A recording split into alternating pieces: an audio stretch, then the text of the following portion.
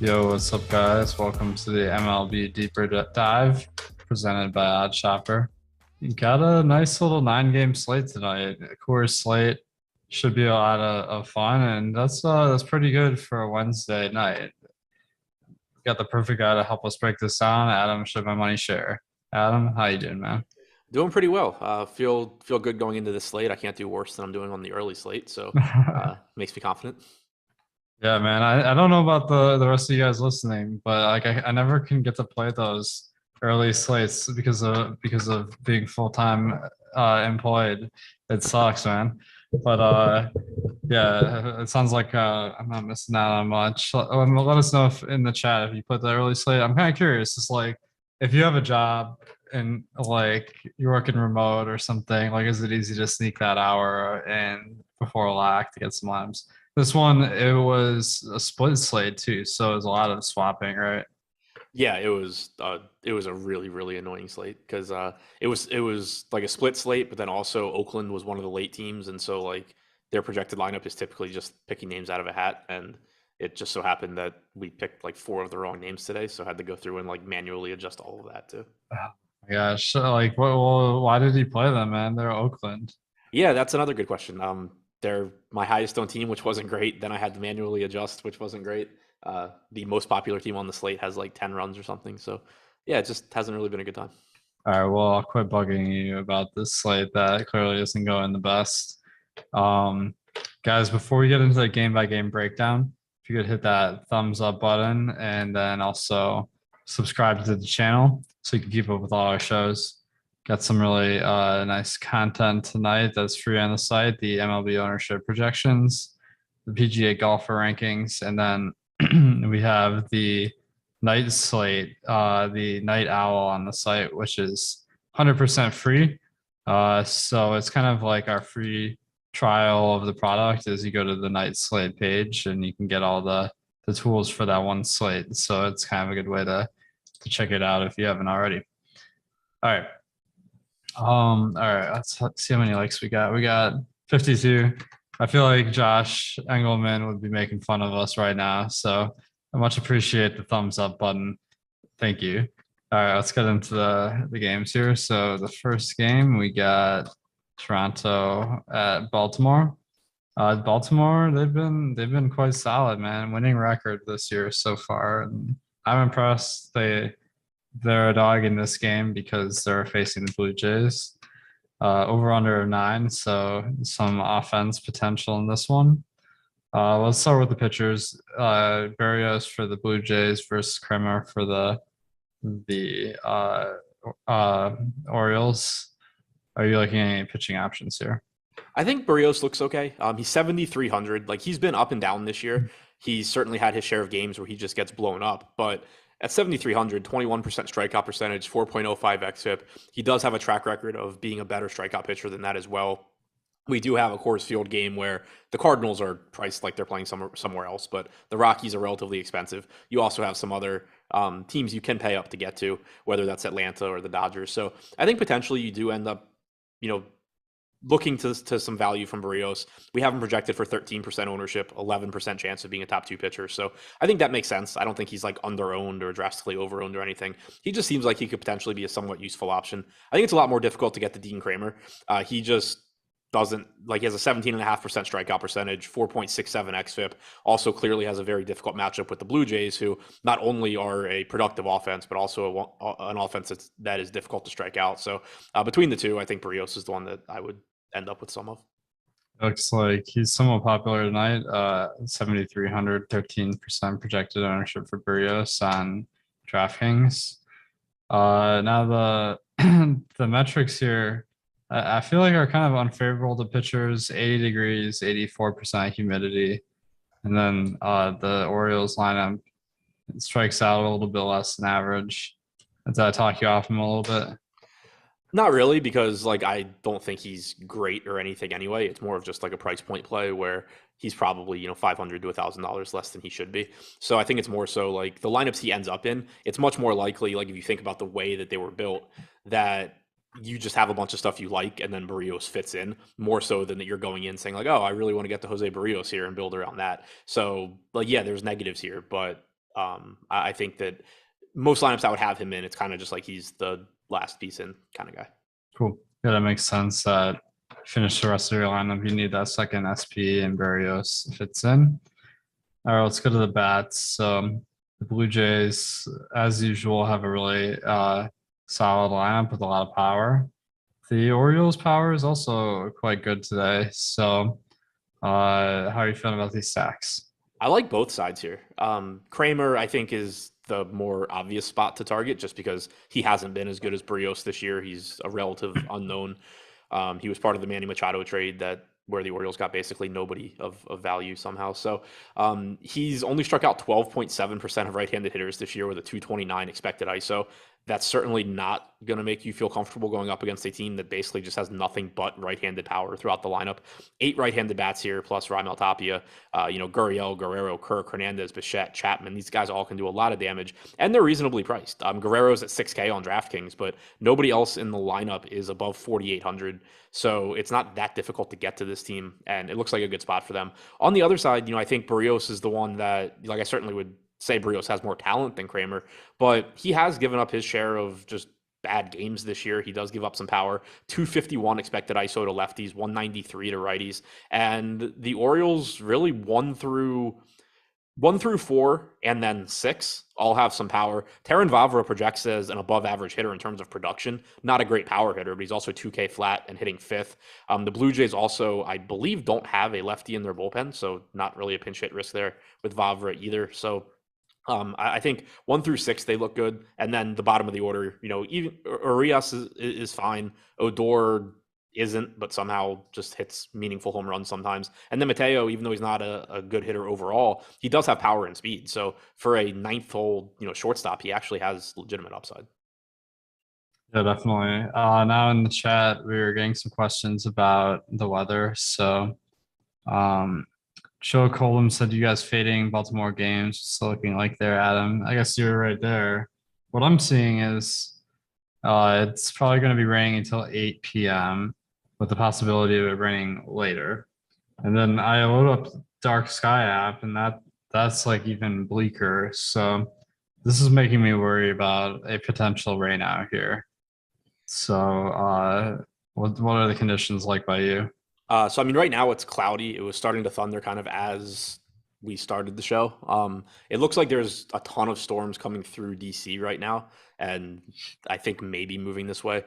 My at least expectation right now is that I end up playing this game. I think that maybe there's a delay, but I'm not overly concerned about postponement right now. The caveat there is that storms here kind of just come out of nowhere. Like, it wouldn't be surprising if in the next 2 hours it's like, oh, well, now there's like 3 other storms popping in Baltimore, and this is really bad.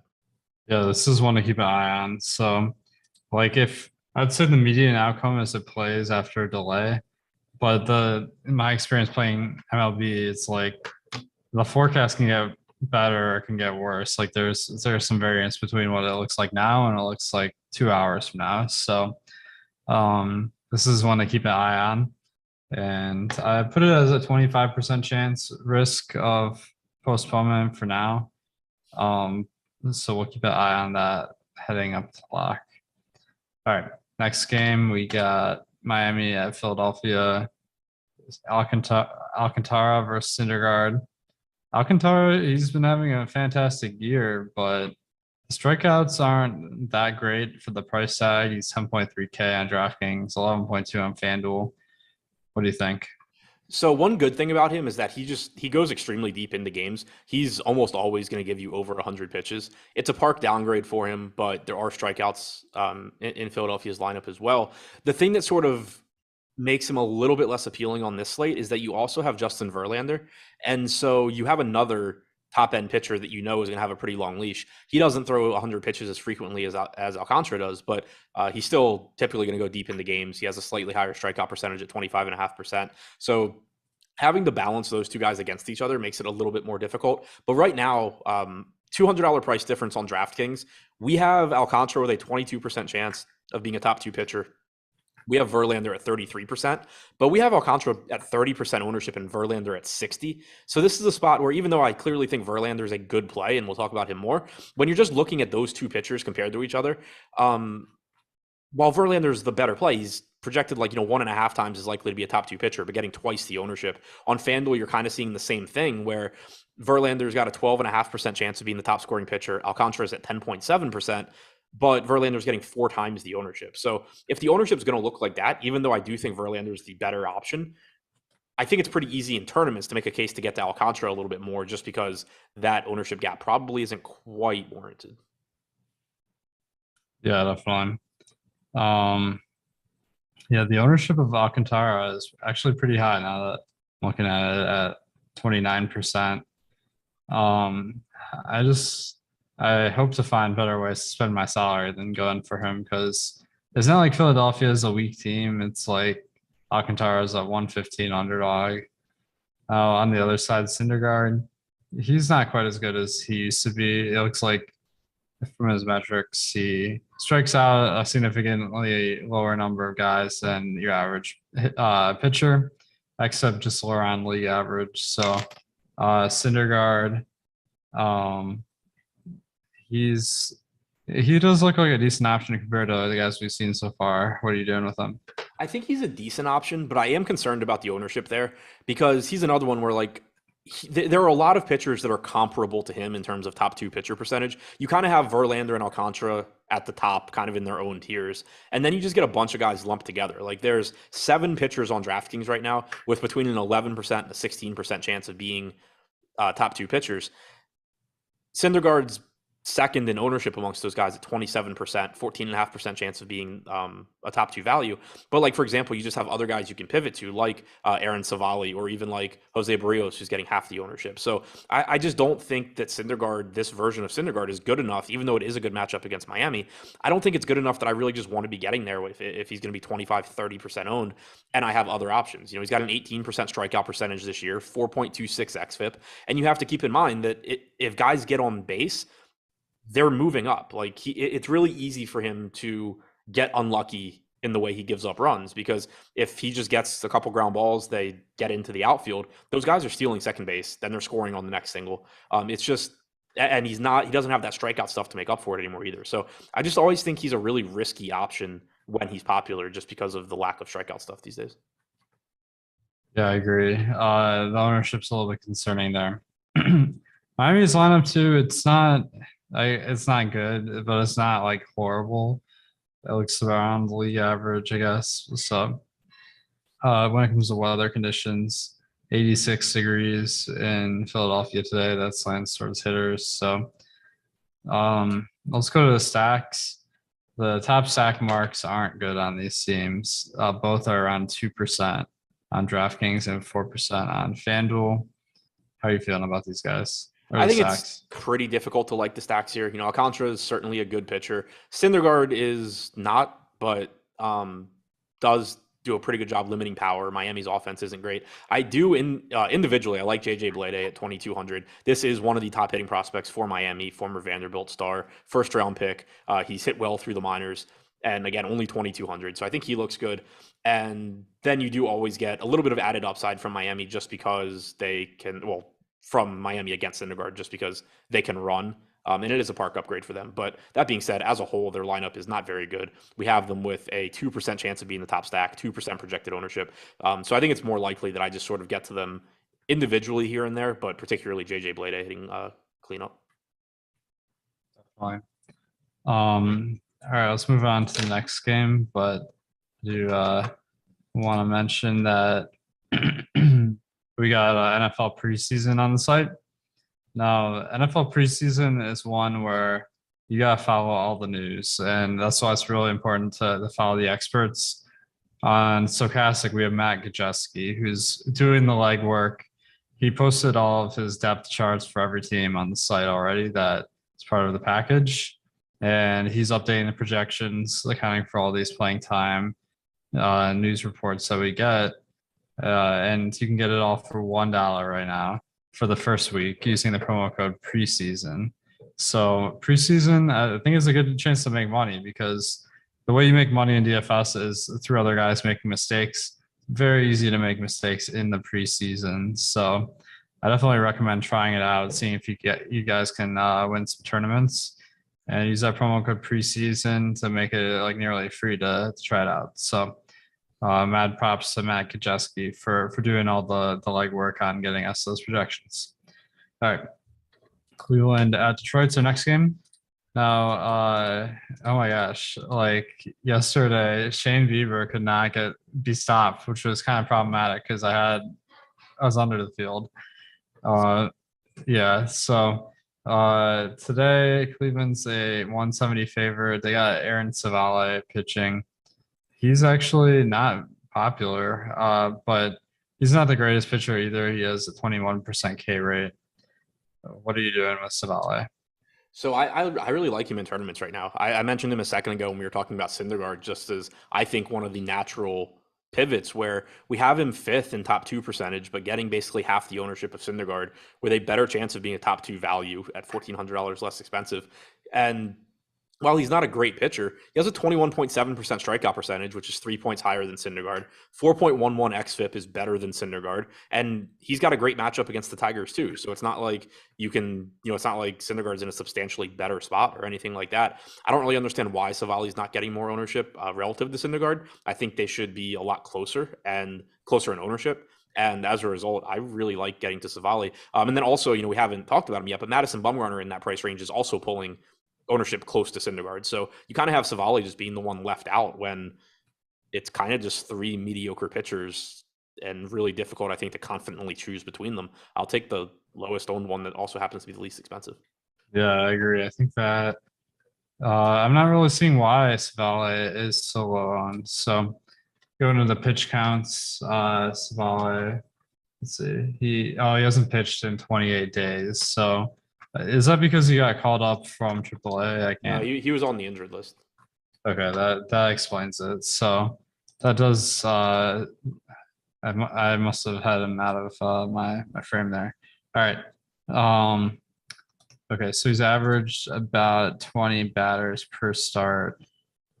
So I guess there is a pretty, but it is a wrist. So maybe a little bit quicker to get acclimated to getting stretched out than a different injury. So are you concerned about potential pitch count? A little bit. He went 4 innings in that last start. He threw 55 pitches. I would guess there's a pretty good chance he's throwing like 70, 75 pitches here. So from a ceiling standpoint, it's kind of concerning. Like if all of Syndergaard, Bumgarner, and Savali go out there and are just pitching really well, he's going to finish third out of that group just because I don't think he goes as deep. But at that price tag and still getting half the ownership of the other guys, there's a pretty good chance that they all sort of just end up being mediocre and Savali's the cheapest and can still beat them. So the ceiling I think is a little bit capped, but it's not nearly as much a concern for me as, like, for example, yesterday with Freddie Peralta at 9,900. That was a huge concern because you had a bunch of really talented pitchers priced around him. Here for Savali, it's kind of just like, okay, well, as long as he can get to like 75 pitches or so, there's a pretty good chance he can beat Bumgarner and Syndergaard anyway. Definitely. Yeah, it's not the strongest pitching slate, so that's pretty reasonable. Drew Hutchinson, he's just a bad strikeout pitcher, so I'm off him. Thoughts? Drew Hutchinson. Oh yeah, he's bad. Like Okay. an 11 to 12% strikeout percentage facing Cleveland, tough team to strike out, above average offense. Nothing positive for me to say about Hutchinson. Cool. On stacks, Cleveland is pulling some ownership at 6%, 7% top stack percentage. So it seems to be a spot where you can take some shots. Meanwhile, Detroit, they are contrarian for a reason, only 3.7 team total. So what are you doing stack wise? So I think Cleveland looks pretty good here in the matchup against Hutchinson. They are projected for 10% ownership, but they also have a 10% chance of being the top value stack, which puts them second behind St. Louis.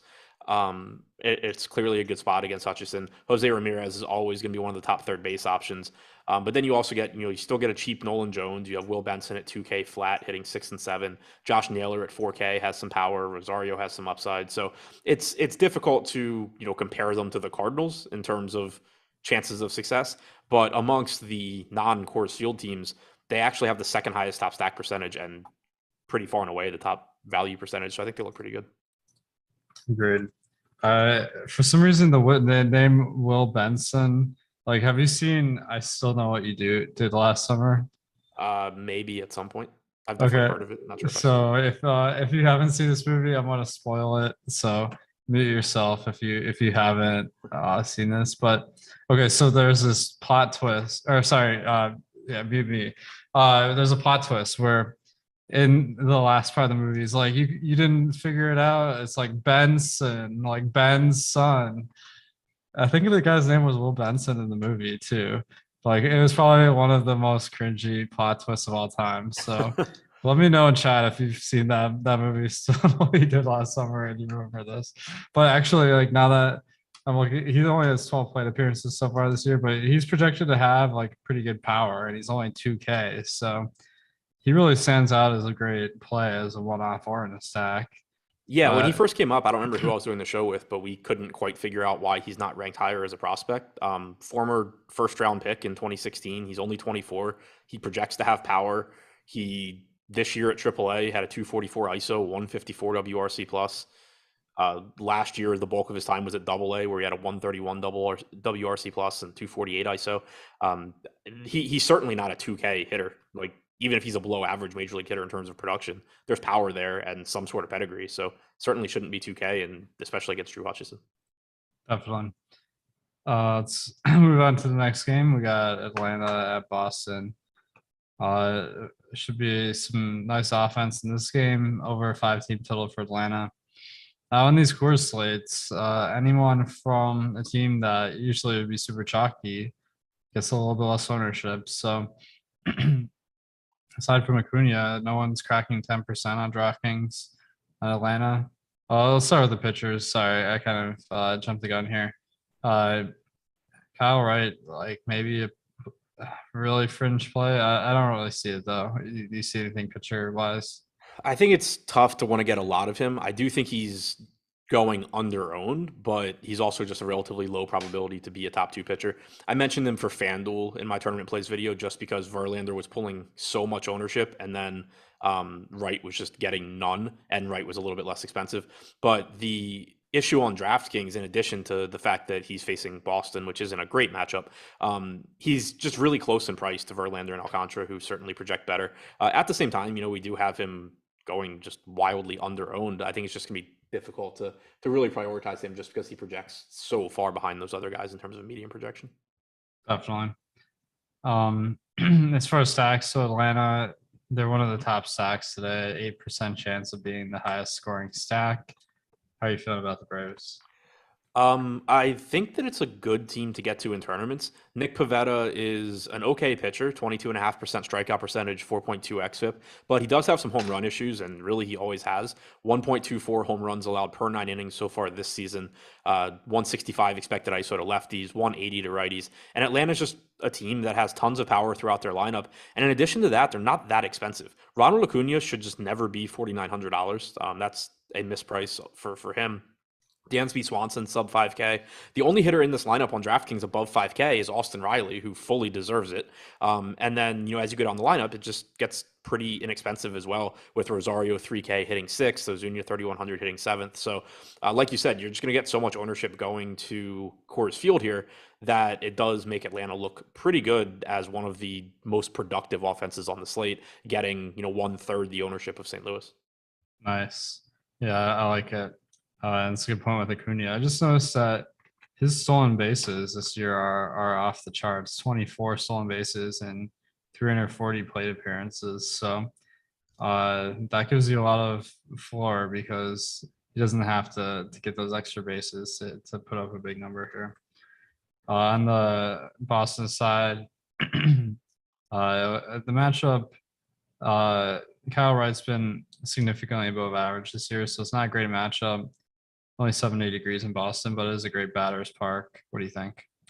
Yeah, I think, it plays well for power. If it were warmer, it would be better. The matchup against Wright, I think, is relatively difficult. He has taken a step back as the season's gone on, but 112 expected ISO to righties, 183 to lefties. Rafael Devers pretty much always looks good. Verdugo's cheap, not a ton of power there, but overall, it's kind of just a underwhelming offense once you get out of the Devers, Bogarts, Verdugo, Martinez foursome. Man, everyone's giving you crap about not watching movies in the chat. It's like I didn't realize still knowing what you did last summer was such a big deal. Oh no, I mean, it came out the other day that I also haven't seen Caddyshack. It's been an ongoing thing for years that I just haven't seen like any movie that somebody's gonna name. Okay. Well, guys, if you have any movies in chat that you're wondering if Adam has seen, I'll ask a couple here. All right. Next game, White Sox versus Kansas City. So we got Cueto versus Bubic, two guys that around league average in pitching, maybe a little bit worse, but Cueto's been actually having a pretty lucky year, but he doesn't strike guys out, so I don't really see it. Bubic also a bad strikeout pitcher. So pitchers in this one. Not really. I mean, Cueto's up to 9,100 too, and while he has done a decent job of limiting production this year, he's only striking out 16.4% of hitters, and it's just not a price tag I expect to really pay. Bubic, on the other hand, I don't recommend playing him. I will say that for whatever reason, I end up doing it pretty frequently, and at 5,500, there's a decent chance it happens again. He's not very good. 18.4% strikeout percentage, 4.6 xFIP. I really don't know what it is, like why I get to him as frequently as I do. But it's one of those like I don't think you should play a lot of him, but there's a pretty good chance I'm gonna end up getting more than the field.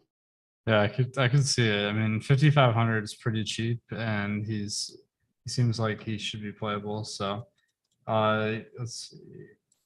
He has up to 99 pitches in the game recently, so not bad. All right, we got a couple movies here.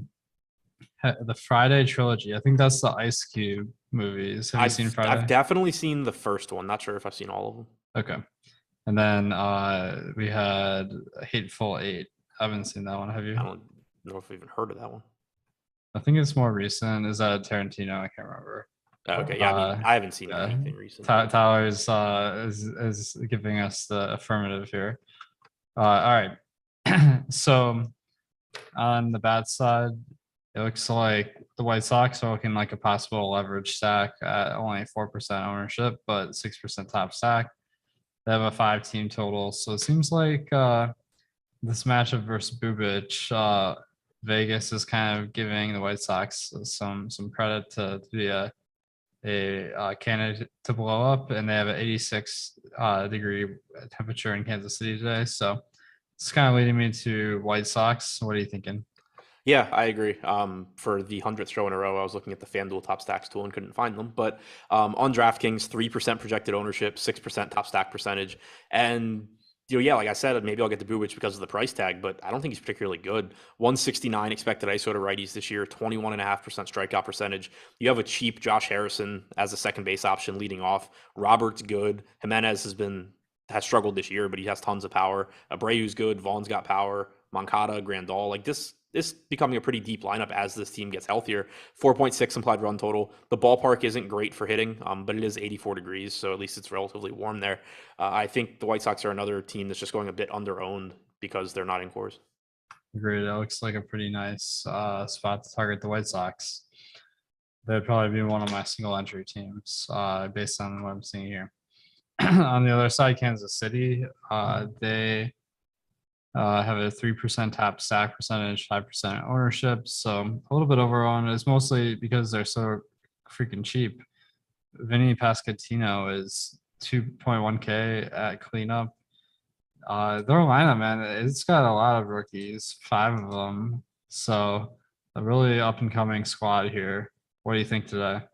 I play this team pretty much every slate, and it doesn't typically work out, but I think there's a decent chance I get back there today, at least as like filler, because even though they're projected for some ownership, MJ Melendez is leading the way at 7%. So it's not like you have a lot of individual ownership you need to worry about on this team. And like you said, they're cheap, but they also have a lot of top hitting prospects up. MJ Melendez is a good hitter. Bobby Witt is good. We know Salvador Perez is good. Vinny Pasquantino is very good and has no business being at this price tag. Nick Pratto is a top 100 hitting prospect in baseball. Michael Massey is 2K flat and I believe projects to be around the league average hitter. So it's a team where I think they kind of just get ignored because, oh, they're Kansas City and they suck and nobody recognizes most of these names, but they have a lot of talent in this lineup that's really cheap. It typically hasn't really been coming through yet, but that doesn't mean the upside's not there. So against a middle of the road pitcher in Cueto at really cheap price tags and not that much ownership, at the very least, I like mixing these guys in with your, more popular, higher probability stacks. Nice, man. You talked me into it. Especially if you want to go for some pricey pitchers, like Kansas City is a good way to do that. Guys, before we get to the next game, I want to mention an odd shopper. So that's our sports betting tool. So there's a lot of awesome features on there. You can compare our DFS projections versus the lines and get some bets doing that. You can get the sharp sports betting lines, which kind of see what books have lines posted that might be kind of off compared to the industry standards. And then we have a lot of other tools like the parlay builder, which helps you really build a parlay that gives you a large multiple. That's one I really like because I like to bet where I can win a bunch of money instead of just betting on a coin flip. So check out Odd Chopper if you haven't already. And we'll have a lot coming up leading up to NFL for that. Next game, we got Texas at Houston. This one could be one where we're looking at pitchers, especially Verlander. He's 10.5K on DraftKings, but it is a matchup versus a weak team in Texas. The Texas lineup today strikes out about 15% more than your average lineup. And then they're also not great hitters either. But actually, now that I'm looking at the Texas stats, this squad has some decent power. So what do you see here? Yeah, I mean, they have some power. It's mostly towards the top of the order with Semien, Seager, Garcia low. Semien struggled overall this year, but no real reason to think he's actually a bad hitter or anything. But it certainly gets weaker as you go down the order. Only a 2.6 implied run total, give or take, for Texas here. Verlander is still very good, 25.5% strikeout percentage. Maybe not what it used to be. 3.44 xFIP, still solid. Doesn't walk guys, doesn't give up a lot of power. So I think it's a spot that I'm not looking to get to Texas. And I do think, I agree that Verlander is the top projected pitcher on the slate and should be pulling the most ownership, even if I don't necessarily think he should be 60% owned. Yeah, 60% seems kind of crazy, but he's top projected for sure. So looks like Woodruff, he was on the early slate, right? So yeah, it's really only Verlander and Alcantara that. Oh, I guess is Robbie Ray on the slate. no, he was early slate too. Okay, so it's Alcantara versus Verlander. Verlander strikes out way more guys, so it's not particularly close as far as skill level, but the ownership does it compensate. It might depend on the rest of your lineup. On the other side, Glenn Otto, he's below average strikeout pitcher versus a very tough team, so I don't really see much merit there. What do you see? Yeah, I don't really have any sort of a case I can make for Glenn Otto. Just really, really tough matchup against Houston. Not a great strikeout pitcher, gives up power, 1.3 home runs per nine. If I'm going to roster somebody in that price range and pray, then I'm probably going to just go to Bubic. Nice. As far as stacks, the Texas stack leverage only, almost certainly. Houston's more interesting because they got a team total of 4.6. Still pretty low. I guess the roof must be closed in Houston or something because that seems exceedingly low for this matchup versus Glenn Otto.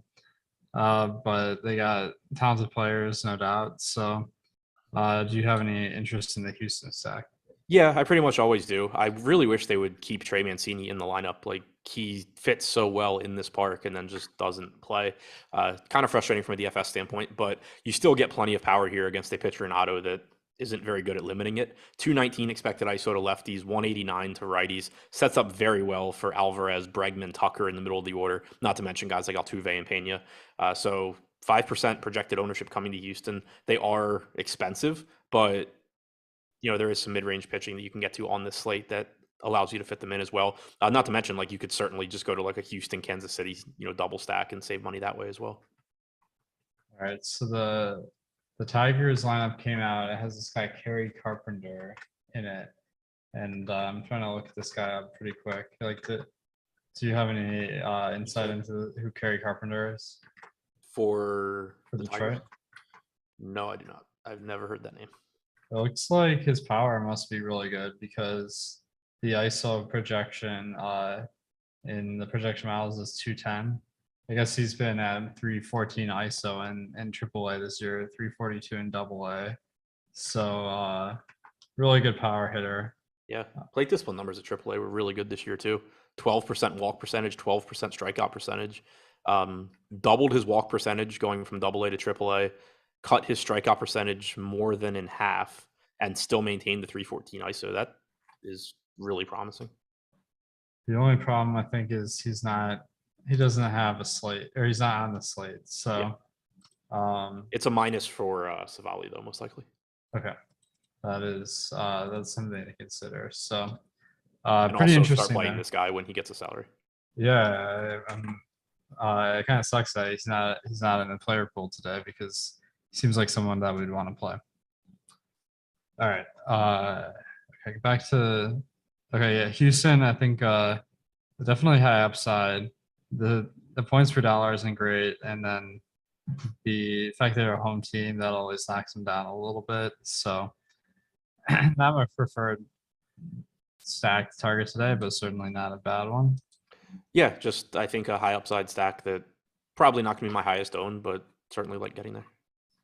All right. And then St. Louis at Colorado. This is the game you guys have all been waiting for. Because the score is 12.5 over under. Colorado went gangbusters yesterday and put up 16 runs by the time I went to sleep. I don't know where it ended up, but um, they definitely won the slate yesterday. I guess they ended with 16.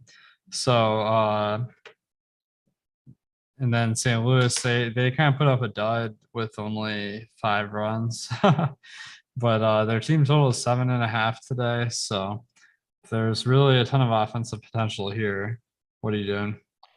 I clearly think you can just go back to cores. I mean, there's ownership, but it's also mostly deserved. Colorado pulling 9% projected ownership, 9% chance of being the top scoring stack. St. Louis right now, 27% chance of being the top scoring stack, 30% ownership. I mean, that's a crazy amount of ownership. And I probably will end up just kind of doing what I did yesterday, where more frequently I'm mixing those guys in as like mini stacks into lower owned lineups as opposed to jamming in 5 popular Cardinals, especially on a slate like this too, where pitching's pretty weak. And so like I'm not going to love the idea of going with a 5-man Cardinal stack plus Justin Verlander because you're just going to be overlapping with so many people on like 6 of the 10 guys in your lineup. I think it's more likely that I get to lineups where it's like Verlander plus 2 or 3 Cardinals plus Kansas City or Houston or something like that. But still clearly a top team to get to. They are extremely likely to do well. I do like the spot for Colorado. I like it certainly more than I did yesterday, which doesn't mean a whole lot considering yesterday went great and certainly no guarantee that today does. But Quintana isn't a great strikeout pitcher. He's been solid overall this year with a 21% strikeout percentage and a 3.73 xFIP. But against right-handed hitters, he's only struck out 19.2% of hitters compared to 32.9% of lefties, 156 expected ISO and a 327 expected WOBA to righties. Neither of those numbers are horrible, but he's kind of just an average pitcher going up against a Rockies lineup that does have some quality right-handed hitters, namely Rogers, Crone, Grichuk in the middle of that order. But you get a catcher option hitting sixth. You have a shortstop option hitting second in Iglesias, who's only 4,300. So it's a team where they're not as cheap as the Cardinals are, but they're still not really expensive. And I do think it's a pretty solid matchup against Quintana. It's also like 90 degrees in Coors. Yeah. The weather conditions in Coors as icing on the cake. So I think this one's pretty good. Got a super chat from Scott. Thank you for the super chat. He says, what are your favorite stacks, Adam? 5, 3, and 2 best pitchers. I mean, the Cardinals are obviously my favorite stack. I don't know if they end up being my highest owned. I think that looking at the ownership, I like getting to Toronto if that weather cooperates. I like the White Sox. We talked about that. Pitching wise, Verlander, I think, is the clear number one today. I like taking some shots on Barrios or Savali at lower ownership than Syndergaard and Bumgarner. Nice. All right, I saw some talk in the chat about the movie Menace to Society. Have you seen that one? I don't think so. There's some really quotable lines. Yeah, like in it's that one of those. I'm one. also so my issue too is like not only have I just not watched a lot of movies, I'm also horrible at remembering what movies I've seen. So that's one where it's like I know I've like had the opportunity to watch it 100 times. I don't know if I ever did or not. There's a scene with the cheeseburger that's unforgettable. So, I mean, if anyone's seen that movie, you'll know what I'm talking about. Charles says Menace to Society is excellent. Everyone in chat is saying Menace to Society is the bomb. Devin saying Tupac was the original actor. Have you heard of the movie Juice? That was one that Tupac was in. That's kind of in the same vein. I've heard of it, haven't seen it. It's pretty good, man. I recommend it. It's got a killer soundtrack, and Tupac, he acts just like a complete madman in the movie. He's actually pretty good at it. So. I thought when you started that, I thought you were going to ask me if I've heard of Tupac, and I was just like, yeah, I have heard of him. I've at least gotten that far. Yeah, okay. I'm glad to hear that. Otherwise, I don't know what like Chad would have had a field day with you if you hadn't heard of Tupac. All right. Everyone in chat is talking about juice and Master Society. Today is a good day, that's for sure. All right. Let's go into the individual batters in this one. So Nice, St. dude. Louis. Okay. Like pretty much everyone is above 15% ownership today. But are there certain guys that you're going to be targeting more or less? Yeah, I mean, we're still waiting on that lineup, but assuming Dylan Carlson's leading off at 4K, I think that's clearly a top value option. You have Goldschmidt and Arenado who are going to look great. The only issue there is that they are reasonably priced. I mean, Arenado at 5,200 against the lefty in Coors is still absurd, but 6,200 for Goldschmidt, you can't complain too much about that salary. Decent chance you get a 2K flat Pujols in there for at least a couple of at bats. Paul DeJong is one of the top values at shortstop. Molina, a $2,100 catcher. Like he's not any good anymore, but you're still talking about a catcher that's minimum salary with like an 84 WRC plus hitting in Coors. That's pretty clearly going to be where you go in cash games and probably in a decent amount of tournament lineups as well. Yeah, Yadi's his stats haven't been great this year so far. Only a 23% on base percent, but Coors Field and 90 degrees, we can turn that around in a hurry. Maybe people won't even scroll down far enough to get to him if he's in the lineup. So that's always something nice with those 2K guys is you gotta really be going after them. Pujols is also 2K. He's like I don't know how they come up with these prices. I feel like there should be a salary for like 4K on Coors Field. What do you think? Yeah, there should. Like I was saying, I think I did a show with Josh yesterday. Like I missed the slates where like you had to decide if you were going to play a lot of Justin Verlander or play a lot of the Cardinals, not like just jam both of the best pitchers and the best hitters into your lineups. Yeah, seriously. Unfortunately, there aren't too many best pitchers today to That is jam true. in, so that makes our decision easy. All right, on the Colorado side, they obviously won the slate yesterday. What are you doing with them today? I still think that they look like oh shit, I didn't register tournaments yet. Oh, damn. Yeah, Are I they think they still look good open? here. Like I like the spot against Quintana better than I do against Michaelis, or did yesterday against Michaelis. Obviously, I don't expect they will actually do better than they did yesterday, but just an average lefty going up against a lineup that has plenty of right-handed bats that are also reasonably priced. Okay. Mike in chat, awesome yo. He said in Japan, Tupac is pronounced Tukake. What? I I find that hard to believe, but Mike is usually pretty reliable. Okay, let's go to I don't know what the heck is going on with that. All right.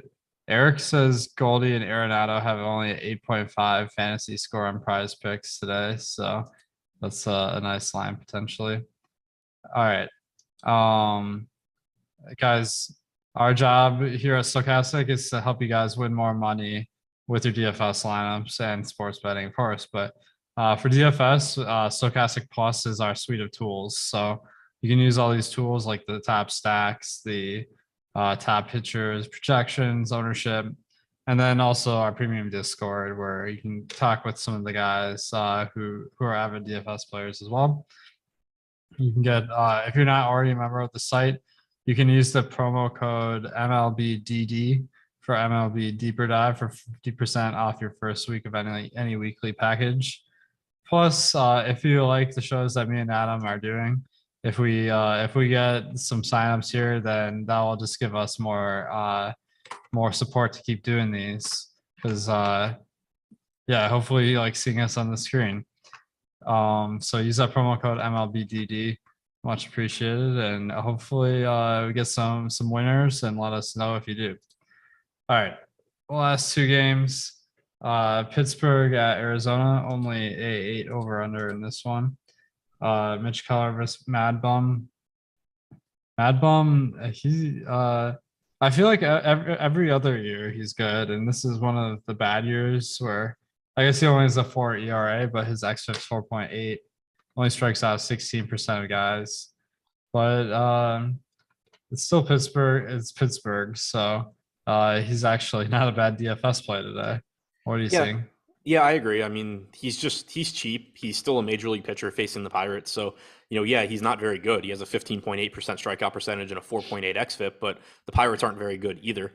I understand why he's getting some ownership. Again, I think that 30% going to a below average pitcher like Bumgarner is kind of aggressive just because it's not like there's that much separating him from somebody like Barrios or realistically, even somebody like Bubich or Mitch Keller on the other side of this game. Like Bumgarner certainly projects better than those guys, but you're talking about just a below average pitcher where it's not like it would be surprising if he just goes out there, gives up 4 runs in 5 innings, scores like 10 fantasy points, and it's pretty easily beatable. So I just think that this is a slate more so, especially with these cheap SP2s, where certainly they have the ability to just destroy their salaries if they pitch well. But in a lot of, like, if you were to just like play this slate out 1,000 times, there's a lot of times where the offense is just winning the slate entirely. And you're just kind of talking about with your SP2, which guy happened to get you 15, 16 points and just be the highest scoring out of the group. And for that reason, like I don't know. I don't think that there should be a 10-1 ownership gap between Madison Bumgarner and Mitch Keller. I don't think there should be a 4-1 gap between him and a cheaper Bubich. I don't think that he should be twice as popular as Barrios, even though he does project a bit better. Great. I mean, there's a lot of variance in pitcher performances, like with Mad Bum tonight. Okay, we have a mean projection of 14. That means 1 out of 6 times he'll be either below 4 or above 24. So wait, no, 1 in 3 times, 1 in 6 for each of those. So like you can't predict with very much certainty the point projection because like the standard deviation is so large relative to the projection. So I think that like pretty much anyone in this range could be that highest scoring low price guy. And I do also like Mitch Keller. He's a little bit better of a strikeout pitcher, still a little worse than average. Matchup versus Arizona. Like honestly, Arizona is not a team that I'm usually afraid of, but it seems like uh, they have this over under like relatively high, 4.16 total for Arizona. What are your feelings on Mitch Keller? Yeah, I don't think it's a great spot for him. He's a really weird pitcher to talk about because when he first came up, he threw really, really hard, got a lot of strikeouts, walked a lot of guys, and gave up a lot of home runs.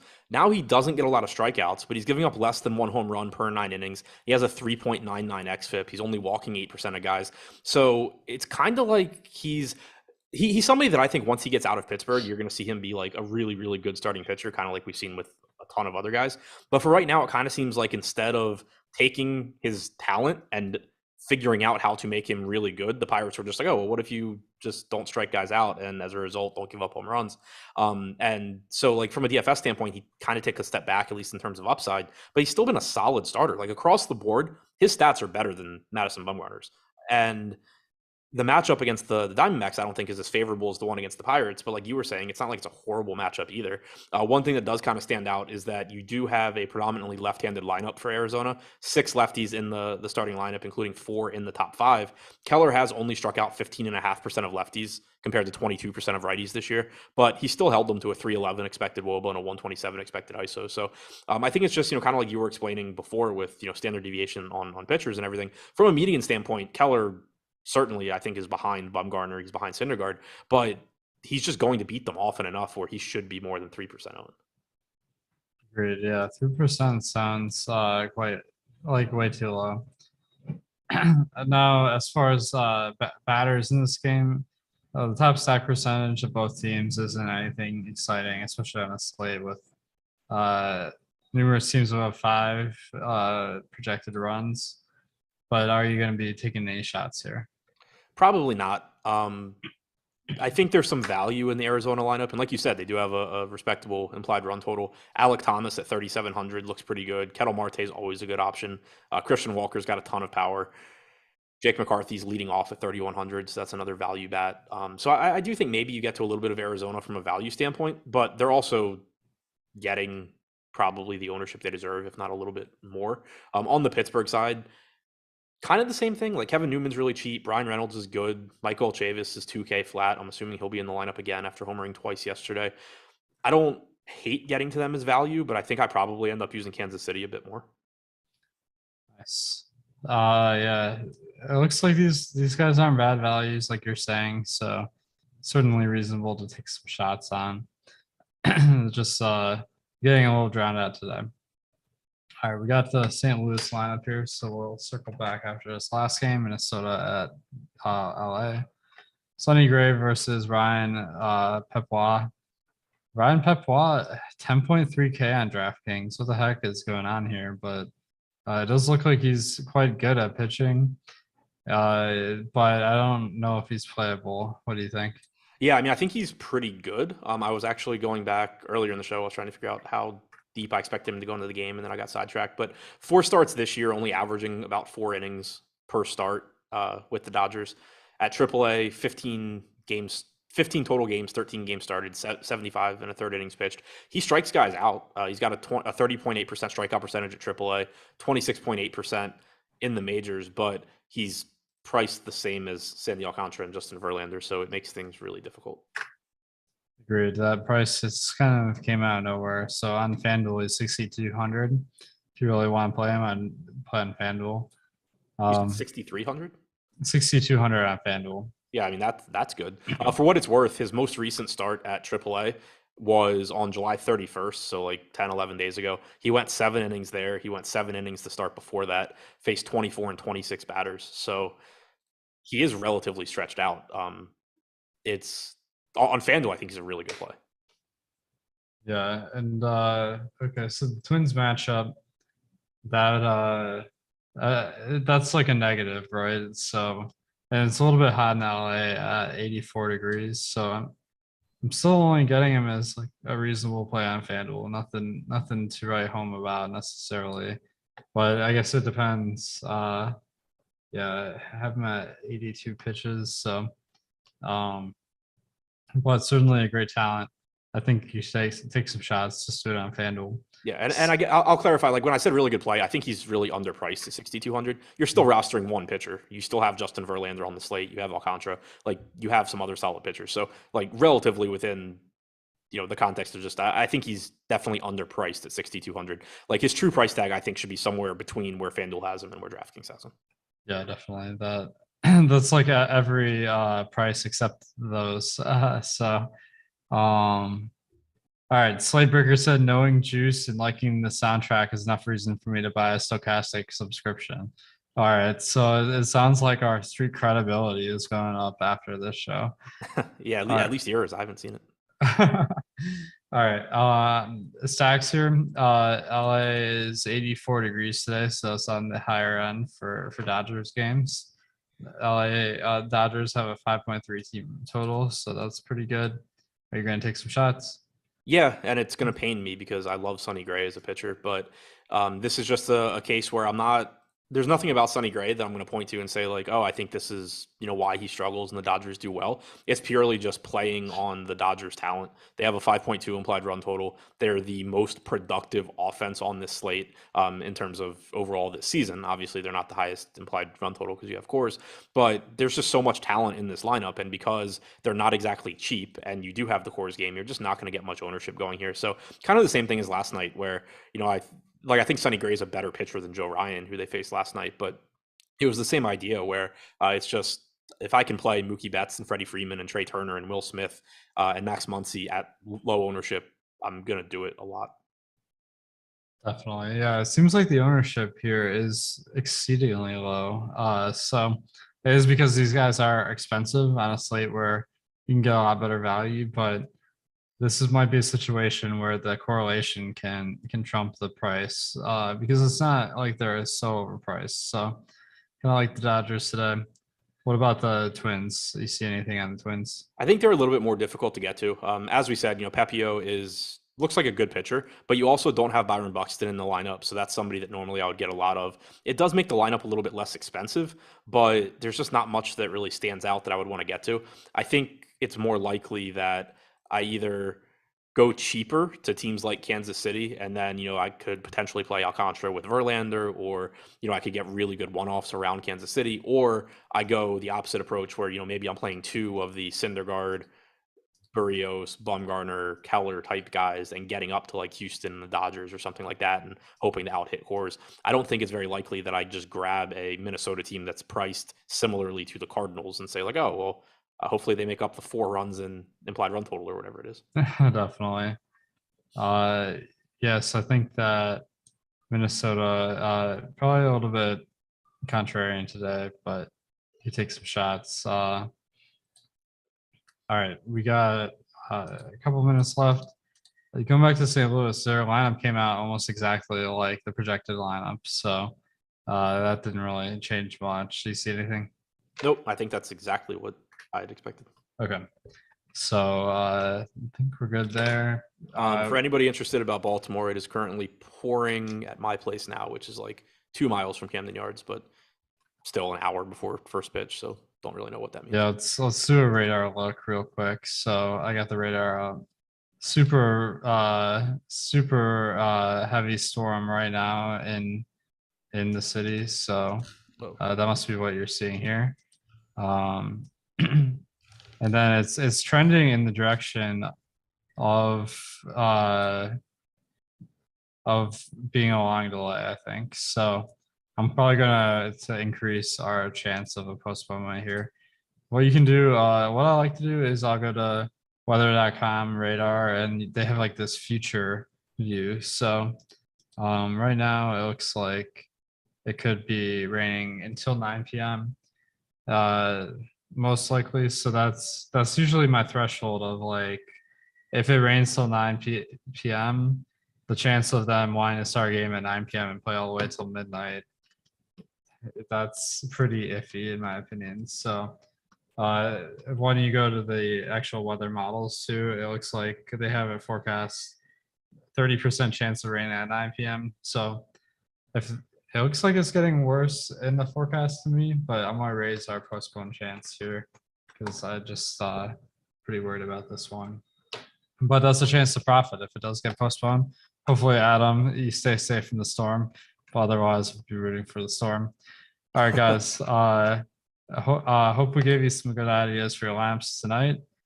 So we got a few shows left. Following us directly, don't go anywhere. Eric and Greg on Live Before Lock. They'll be keeping an eye on this weather situation and any other things that come up.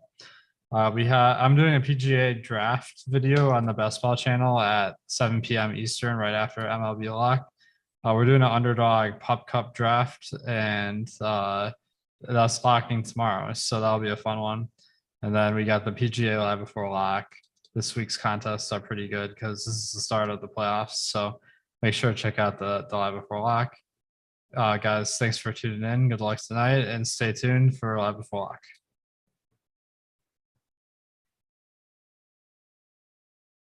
Beyond myself, I'm disgusted with what happened last night. It was not planned by any means, and it's not fun for me because I'm betting these here as well, and I don't know what to say.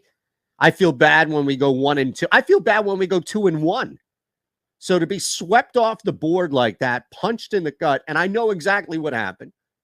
I was making fun of Ben Raza on the MLB parlay video, which is up, by the way, here on the Odd Shopper channel. So if you haven't hit the thumbs up button, please. If you haven't subscribed, then please. And if you haven't hit the notification bell, I understand after last night, but you should on all of our videos because we have so much content going on. We got our ass kicked last night. It's plain and simple. The night before we go 3-0. Last night we go 0-3. I appreciate all the comments, all the negative, hateful comments. Keep them coming. I deserve them. I deserve a smack in the face after what happened last night. I hate it. And I was watching it. Chances. The Mets men on first and second with no outs. All right. We're done with that. We move on. Thank goodness it's another day and it's another opportunity here. All right. We're not going to do that. Don't worry about that. That's the MLB parlay video. In this case, we have a chance here to just get you no run first innings. We're going to start with the Yankees-Mariners game and work our way down. Now, I see that total, by the way, is sitting at 7. And the game tonight, the play, by the way, is going to be yes, as soon as I get there. The play tonight is also predicated on pitching matchup, especially Robbie Ray. I don't trust that what you saw from Robbie Ray last time out is what you're going to get against an opportunistic, a hitting team like the Yankees. Just don't trust that. If you look at the previous 2 starts before Ray's most recent, both against Houston, mind you, but still, that's the point. They were a disaster. So Yankees now pose a serious threat. No, it doesn't matter who's hurt around Aaron Judge. He's still Aaron Judge. So if you're not pitching to Aaron Judge, then you're walking Aaron Judge and you're putting him on the base path in the first inning. Either way, I'm okay with this. Judge is going to find a way to get on the base path, and that's what we're playing here, scoring chances. This was lower, minus 135 or so. It's dipped now significantly. But Seattle, who normally doesn't give up a lot of runs, surrenders just 0.30 runs per first inning to visitors, but they have in 2 of their last 3 games. And if you want to look at what the Yankees are doing, and again, you're looking at plus 115. Why? Because Nestor Cortez is going to automatically shut Seattle down. Yankees have a really good matchup against Robbie Ray, and they plate already 0.64 runs per first inning on the road. That's second best across all of baseball. So I really like where we are right now, jumping in first play here. Yankees, Mariners, yes, run first inning, and that's plus 115 on the book. Now, speaking of that book, BetMGM, take advantage of this. Did this last night. I don't know why you wouldn't. Threw Cooper's WNBA plays into a nice, juicy parlay. Had a family member who finally took advantage of the risk-free bet. Told him, I said, you don't need to put the $1,000 in. It can be up to $1,000. He says, no, I'm full throttle on the $1,000. The link is below. OSNRFI is the code. Either one work. Either one sign you up. I was right there next to him as he did it. It was a flawless process. And then immediately upon depositing that money, he said, all right, what do I do? What do I do? So I told him what to do. We went immediately to the Odd Shopper YouTube channel and we watched Cooper's WNBA video. And we played his picks. And we parlayed them, and he won a plus 114 parlay as a result with a $1,000 risk-free bet. Now, if he had lost that bet, $1,000 right back into your account, you already put that money into it. It doesn't have to be $1,000, up to $1,000. So that's the big thing here is you don't need to put the full $1,000 in there. It can just work its way up to it. Next play, Marlins, Phillies. There's a big one on the mound. Pretty big pitcher in case you haven't heard of him. Now, I'm not talking about Thor, of course. Look at this, by the way. Sandy Alcantara, plus 105.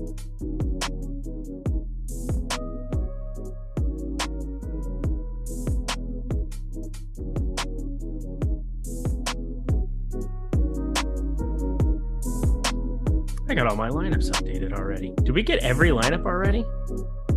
I don't think we have. Oh no, we did get the Dodgers. Yeah, we got everything. I was gonna say my lineups just automated. I'm ready. Let's go. What's going on, everybody? Sorry, I didn't know we were live, but there we go. Hot mic. I never got a countdown. We also just learned about Tyler. Oh my God. I literally had Tyler, whatever other ridiculousness he was talking about in between shows. Apparently doesn't know how to count down from 5. That's a difficult task. Are I we didn't live see a now, damn Tyler? thing. Yes, I still have no clue if we're live or When have I ever missed I- a 5, 4, 3, 2, 1 in the entire? This is the very first time in the history of Stokastic, going back to the Osmo days, that I have ever not even seen a count. What were you doing? throw You you normally off? say, "Are you good?" I was working on my lineups. I finished everything so that I can, whatever. I think Welcome I threw everybody you off. to Live Before Lock. I'm Eric Lidquist. Excited to be with you here covering this Slate 9 gamer. I didn't play the early slate. My friend Greg Ehrenberg at Ehrenberg DFS on Twitters. Did you, my friend? No, I did not. I was number one, I had a lot of work to do today. Also had some other stuff, picking up some furniture. But no, so I didn't get to play the early Go to Home slate. Depot. What's that? Old school. Yeah, we might go to Home Depot. That would be, which now that I'm a little bit older, like Costco is still my shit, but like Home Depot is kind of gaining some appeal also. I go and like pick up like gardening stuff or whatever. Like, cause I don't know why people cared about it before, but now I want my grass to be green as fuck. Like it really matters to me. I want green grass. If that stuff is burnt out or doesn't look good, it upsets me. So yeah, different part of my life now. Greg confirmed the guy out there with a hose getting the spots that are just barely missed in his lawn. That's you now. Yeah, and so it's actually my sister-in-law does that, but I go out and I'll get like the gardening supplies. I do the heavy lifting, the mulch, open it up, dump it on places. But yeah, we're trying to get stuff together. Whatever. So we're here. Great job. Tyler Zander doing great work behind the glass here, crushing the game. Hey, you're number one. You're number one in my heart. That's the way that I look at it. All right, I'm getting 2. Tip to tip. Those aren't the right fingers. That's not how we do things here. See, it's the nice way of doing things. Thank you. Yeah. Greg People who Ehrenberg. can count down from 5 know how to do it. Yeah. 5, 4. Yeah. I am a And little then you confused just what stop. happened there. I have no idea. I was literally figuring out everything here. Jordan Klein, member for 17 months. Jordan Klein. I don't know who that is, but member super chats are back. I don't know what that means, but it sounds important. Oh yeah, Those are big. great.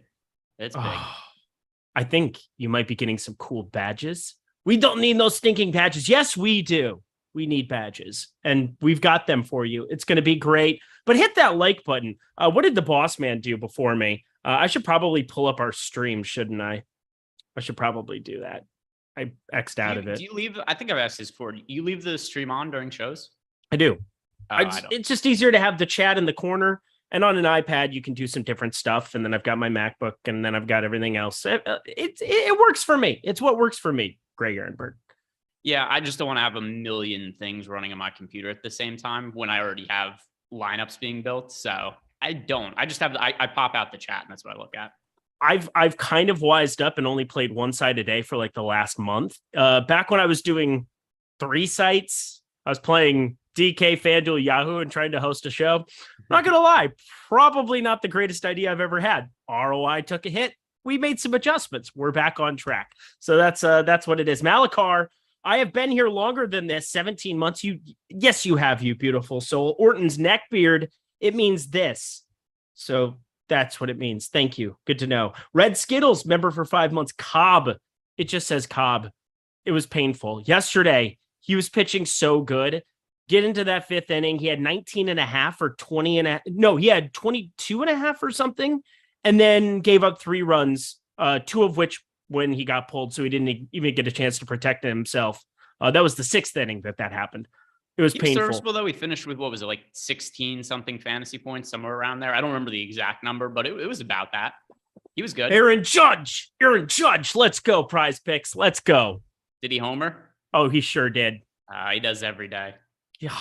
It's another day ending in Y over on Prize Picks, baby. Aaron Judge, the boxed in sensation. Oh, it's screenshot season, folks. Too bad I'm limited to $150 now over there per bet, but whatever. That's a conversation for a different day. Kicker of K.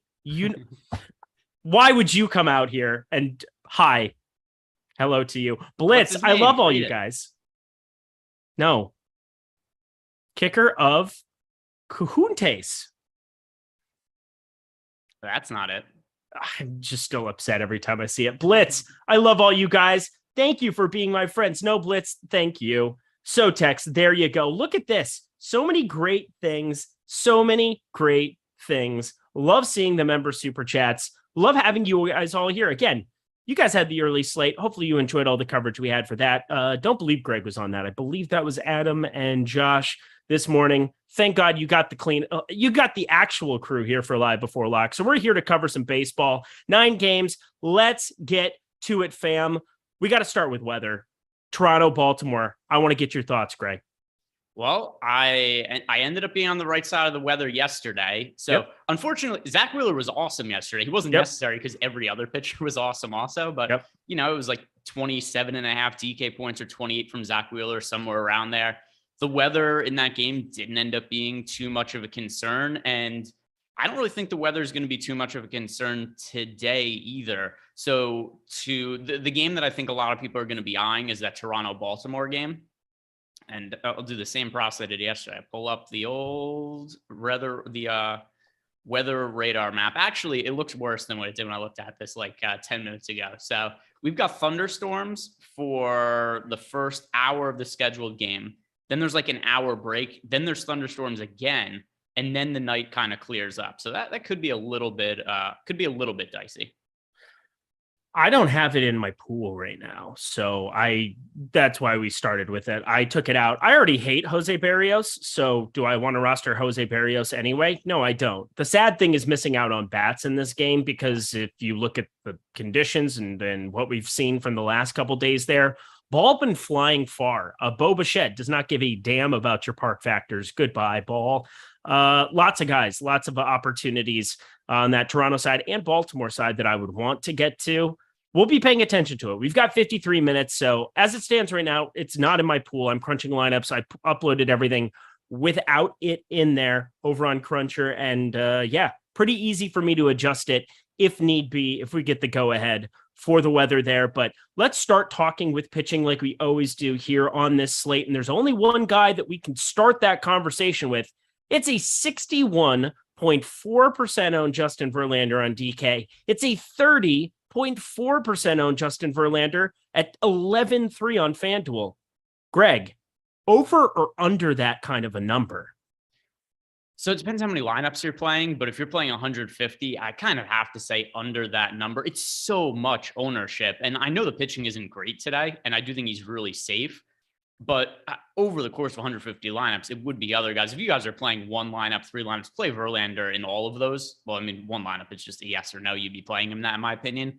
But for 150 max enter, that would be a number to be underweight to. Not because I don't think Verlander's in a good spot or anything, but it's just a lot of ownership. I think like around 50%, I think is warranted, and that would still be well under the field. I have 68, so I'm a little bit over. For me, it's so weird too, because on Prize Picks today, he has a 44.5 fantasy score line. FanDuel scoring, that is a little asinine. I shorted it over there, but we're talking DFS today.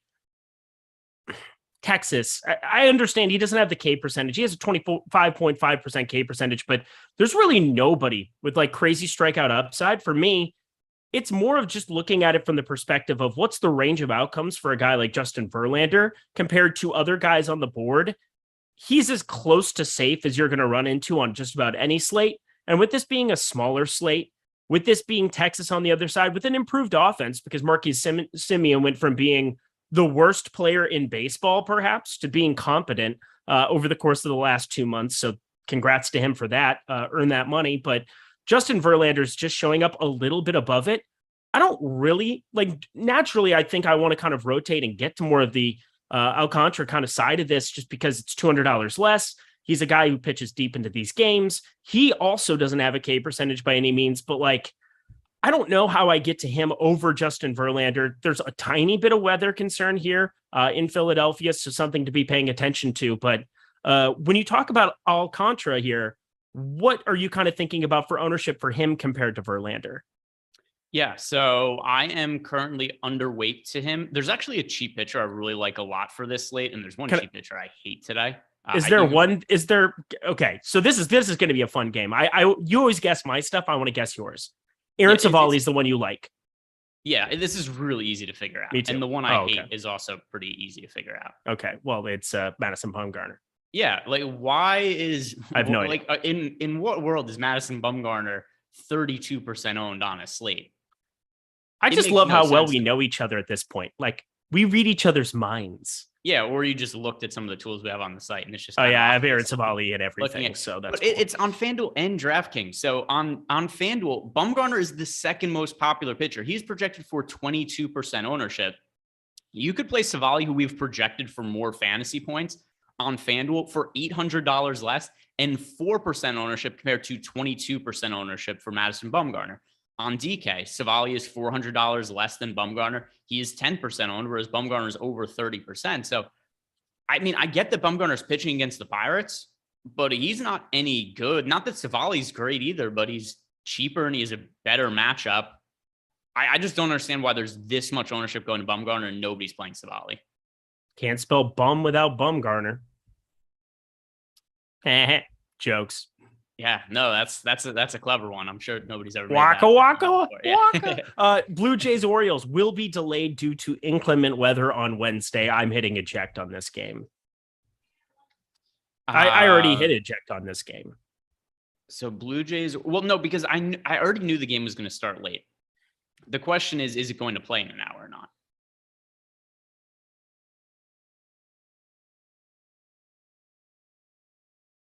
Pull up the weather again. I just looked at it a couple minutes ago. I know nothing's really changed that much. Shit.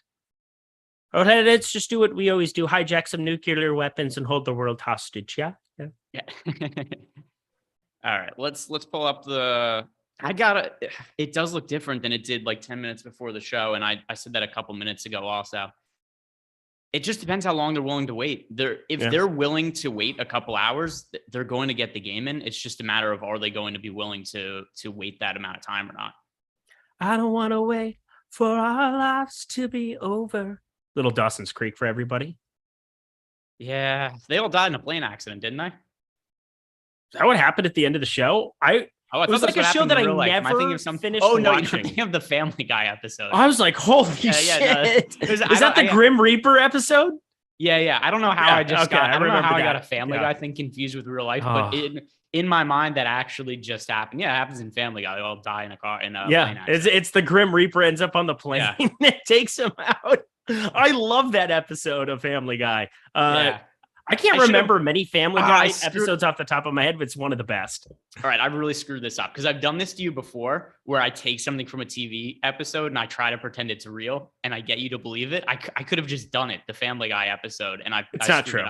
No, I'm correct. The Grim Reaper with Dawson's Creek. No. I'm saying that I should have just pretended. At first you said, is that real? And I said, oh, no, it's a Family Guy episode. I should have just pretended the Family Guy episode was real and then had you look it up. Well, it wouldn't have been very nice. Yeah, it would have been funny, though. Just hang your co-partner and just hang me out to dry. Whatever. Let's talk more pitching, shall we? Because the people need information, and we have it for them. Looking at the top pitchers tool today, it gets really fascinating after you get away from Verlander and Alcantara because everybody is bunched. Syndergaard, Kyle Wright, Savali, who's our boy. We're absolutely on the same page there. Madison Bumgarner getting all the attention and all the land because it's Pittsburgh and it's a lefty against Pittsburgh and whatever else. I would rather play Mitch Keller instead of Madison Bumgarner. We'll get to that later. But tell me, who are the pitchers you're getting to the most that are all in that like 15% top two pitcher percentage? All right. So by the way, I think I'm going to lean with you. I think I'm going to take the Toronto-Baltimore game out of my player pool now. Good man. I think that's the way I'm going to go. Here's the thing. Like, we have Coors Field today, and Coors Field is nuked. It's like, it's just on steroids. So why would I deal with this when I know that it'll still have 5%, 10% ownership? And I just think the spot will be better no matter what in the other place. And I take zero risk, and I can just jam the offense that the two offenses I think just stand out the most. So here's the reason why I love the spot for Toronto against Team Kramer and really wanted to play them. Like this was Toronto was going to be my most rostered offense, which is why this decision is so difficult for me because I don't think people are going to play them. I think there's a chance the game plays, but it's tough. It's not looking great that the weather report every couple minutes I look at it looks slightly worse. Mm-hmm. So for now, I'm going to take it. I'm going to make two sets of lineups. I'm going to make one with the game in, one with the game out. And then I'm going to come to a conclusion like 5 minutes before lock, which one I'm going to do. Well, that'll be fun for everybody. It's you should have those kind of backups in play. Also 6-6 San Francisco, San Diego, the overhit already for me there. I need San Diego to cover 1.5. Can we get that? Can we get that in the next 4 innings? That would be lovely. But I digress. Let's talk these pitchers once more here. But again, that weather is going to be the main focal point of everything we do for the next 45 minutes. I want to get to some more Kyle Wright than 1.5%. I don't think it's that hard to do playing 150 lineups, which I'm doing today. And then Noah Syndergaard, I like him more than I like Madison Bumgarner. Choke. That was a Freudian slip. Chalk, which he's going to choke. So there you go. I'm way under the field on 31.8%. I'm a little bit under on Syndergaard, but I still have quite a bit of him, nearly a quarter of my lineups. Against Miami, it just makes sense. And then I can get some pieces of Miami, the Blade folks batting clean up there. But is Noah Syndergaard somebody that you're getting to at all?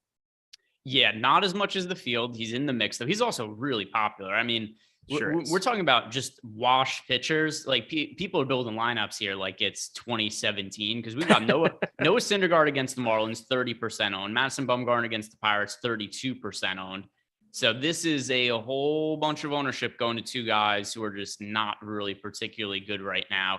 Also, I'll shout out something about Aaron Savali because people which I think is a fair point to bring up. Savali is coming back from injury. He was on the injured list for a long time, but 2 rehab starts. He went 4 2/3 innings in 4 innings. I think we're getting somewhere in the neighborhood of 5 to 6 innings out of him. So I'm not too concerned with him being coming off the injured list, unless we get some kind of report like, oh, he's only going to throw 65 pitches. It doesn't seem like that's going to be the case for me, but that could be what's driving down his ownership right now for sure. But that's not something that's too much of a concern for me. And relative to the current ownership we have, I just have to prioritize Savali over the likes of Syndergaard and Bumgarner, not because I think he's considerably better than those guys. I think all 3 of them are pretty not great at this point in their careers. Savali was never good, but Savali's cheaper than all of them, and he has the best matchup and the least amount of ownership. Yep. Pretty easy. 67 WRC plus under all situations against right-handed pitching. That would be the Detroit Tigers on the season. That would be dog shit. So we absolutely need to be getting to some Savali today. You should just have alarm bells go off in your head every single time Detroit is facing any right-hander, because it's not like it's just the good right-handers that go into that sample size. You get crappy right-handers and they're still finding success. I mean, we're talking a 100 ISO, a 100 ISO for a Major League Baseball team against a handedness. That is unbelievable. It's not great. It's not great. I'd actually be curious in recent years, like what's the worst offense we've had against the handedness of a pitcher? Because this feels like the worst I can remember.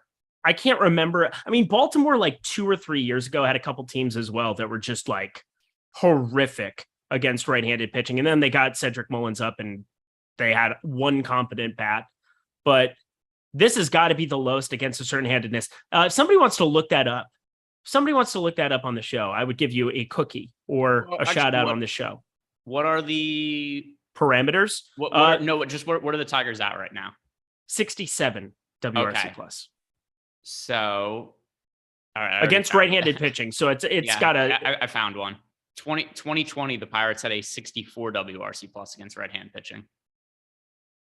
Holy mother of Christ. Oh, you know what though? That was the shortened year. That has to come with a little bit of caveat. Oh, right? Yeah. It didn't have as many games, but you know what? At the same time, they were horrendous. Yeah, they were not great. But I think we could say that one shouldn't count just because it's a 60-game sample size, so weird things happen there. So I'm looking through some other years, and I don't really see anything being all that close to the Tigers right now.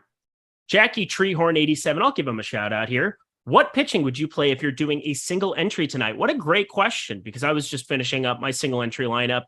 I think Verlander, just from safety perspective, 61%. Does it feel great putting him into that lineup at that kind of ownership? No, but I think he has to be. If you want to take the Alcantara route and go to him instead for 200 less, just cut a ton of ownership, you can do it. But I do like Verlander much more in his spot. My SP2 is definitely going to be Aaron Savali. I don't know how at 10.8%, I don't land on him as the other piece for it. He's 5th most owned on this slate, but like Chris Bubich would be the next guy for me at 5,500. I do have quite a bit of him. He's got a good top 2 value percentage for DK purposes, but I like Savali for $1,000 more exponentially better. Yeah. So for me, it's Verlander and Savali. So what I had before was Verlander, Savali, and a Blue Jay stack. Whether it's still going to be the Blue Jay stack is probably not going to be, because like I said, I'm making a separate CSV right now just to account for the weather scenario. And also I don't want to be in a situation where it's like, oh my God, it's 4 minutes to go until lock and I have no clue whether I'm going to play the games or not. I don't have lineups built. At least for now, I could just make the decision right beforehand. Then I click a button and the lineups are all good to go. So that's actually something I recommend that you guys do. If you're using Fantasy Cruncher and you're not sure what you're going to do with the weather, build one set of lineups with the Toronto-Baltimore game, build one set of lineups without it, and then we get a couple minutes before lock, and then you know which one to upgrade to upload. Yeah, you have the time. If you're watching these shows and you're hanging out with us, take the time to put in the effort to have 2 sets of lineups.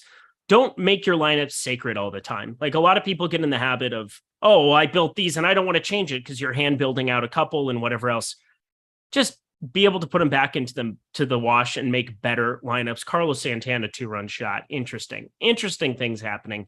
I did not play the early slate, but man, did I jam prize picks. Carlos Santana was not a piece of it. Just thought I'd say it. Let's kind of round out the pitching board. But first, I have to let you know, NFL preseason is here. We had the Hall of Fame game last week. We've got more preseason coming down the pipeline here. I think tomorrow there's games. I know that over the weekend, there's obviously games. Today is the last day to use promo code preseason to get all of the projections for preseason projections, to get those for $1. If you want them, you got to come get them now. Preseason is the promo code. $1 to have Makajewski's projections. That's kind of a joke. That's kind of a no-brainer offer. So I would definitely do that. You get the weekly pass. If you're going to be playing NFL preseason at all this weekend, fire that up immediately because the guy has the best projections in the industry. I know because I basically just play some of his optimal stuff in some head-to-heads, and last year I just printed. So I can definitely vouch for the guy. He knows what he's doing. He knows the fourth backup's cousin's wife's brother. Like, it's absurd the kind of stuff Makajewski will pull out of a hat. Check out those preseason projections using promo code preseason at stokastic.com/promos right now. All right, back to the pitching board, my friend. Let's round it out.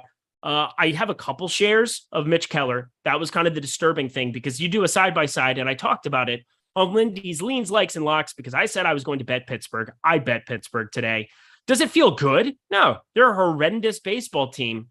But everything I'm looking at tells me that he's a little bit better pitcher than what Madison Bumgarner is. And yeah, the better matchup, Bumgarner's got it, but gives up less hard hit, has a 322 xWOBA compared to a 348 xWOBA for Madison Bumgarner, a 19% K percentage compared to Madison Bumgarner's 15.8%.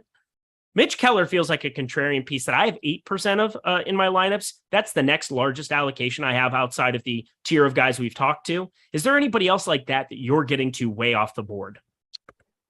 No, I mean, Savali's the closest, but I don't even know if he qualifies as way off the board because, by the way, his ownership has just gone down. I just refreshed the ownership trying to wonder, how everything's been accounted for when it comes to the weather. Savali's down to 7% ownership now.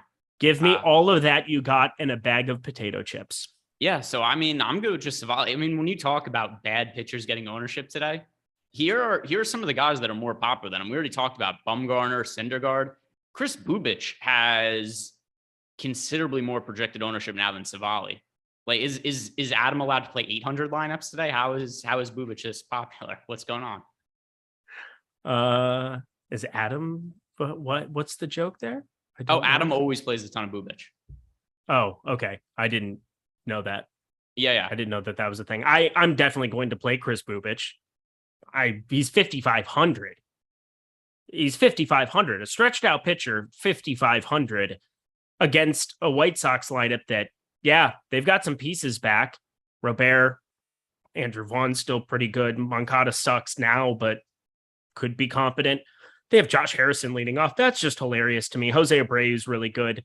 Grandal's had a tough year, especially for the right side of the plate. Whatever. I'm going to get to some 5,500 Bubich.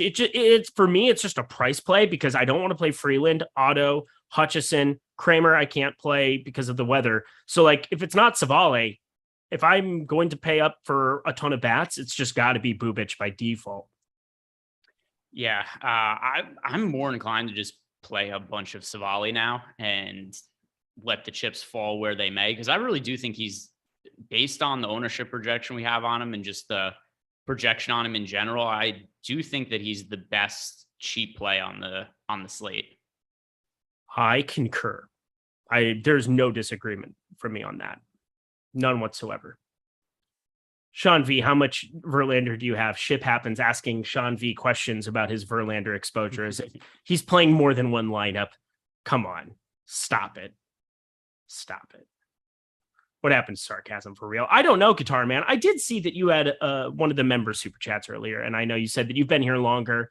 I know you have. You've been trolling me since days of yore.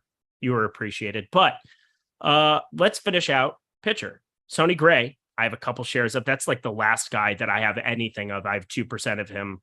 Pepio, I don't know how I get to any of him. That would be wild if he ended up optimal today.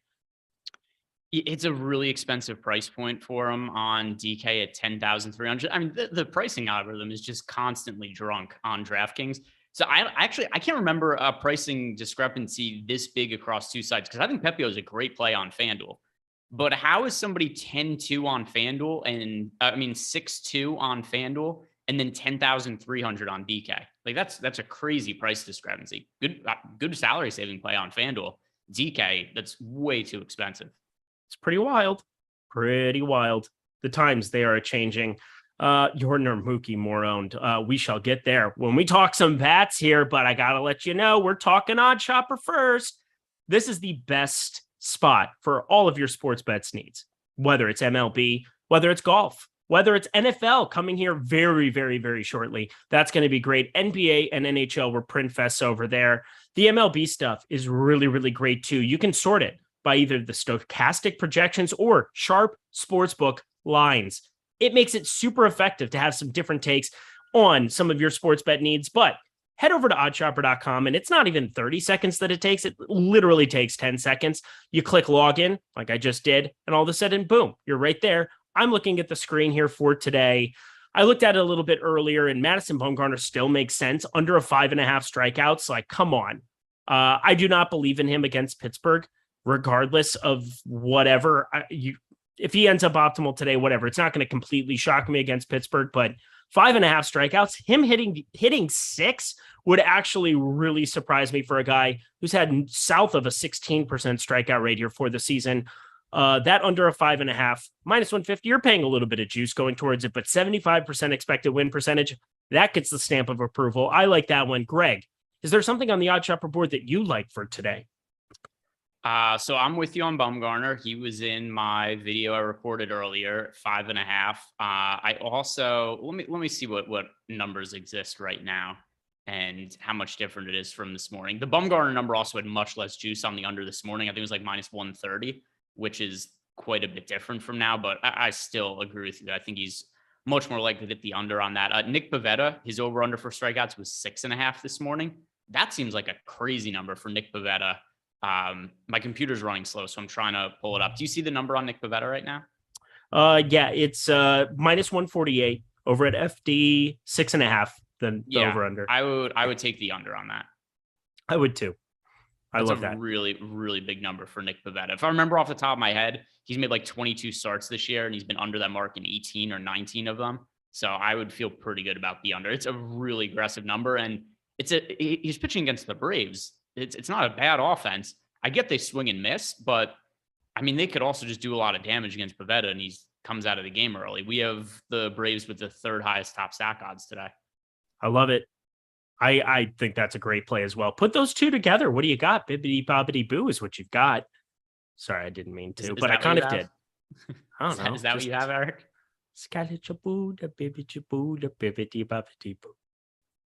Good for you. Thanks. Oddshopper.com. What? Yeah, bibbidi bobbidi, but that's the new. We're getting rid of the old stop guessing, start winning. It's a bibbidi bobbidi boo now. And with a wand. Yeah. Dun, dun, dun, dun. Tyler Xander looks really enthralled by everything that's happening. How are you sitting in that position? Like, you've got also, are those Benjamin Franklin pajamas? Wow. Do you not get hot? Tyler lives in Texas. It's the middle of the summer, and he's always wearing a hoodie with the hood up. He is. He's got to be ready to take on the world. Yeah, that's true. In case the government comes and raids his home, he's ready to escape to a colder climate. Wait, can y'all hear me now? Can't go down that road. Jorge Acom, $10. We can go down this road. What? Tyler wants to say something. What? Wait, y'all can hear me now. Looked like you wanted to talk. Whatever. Never mind. Fave stacks to fade on DK and pitchers. Well, we talked about our favorite fade at pitcher. Greg and I are on board. Madison Bumgarner. We are an amoeba. We are of one mind. But I'm curious about stacks wise. Greg, that's kind of an interesting place to start. What is your favorite stack to fade on today's slate?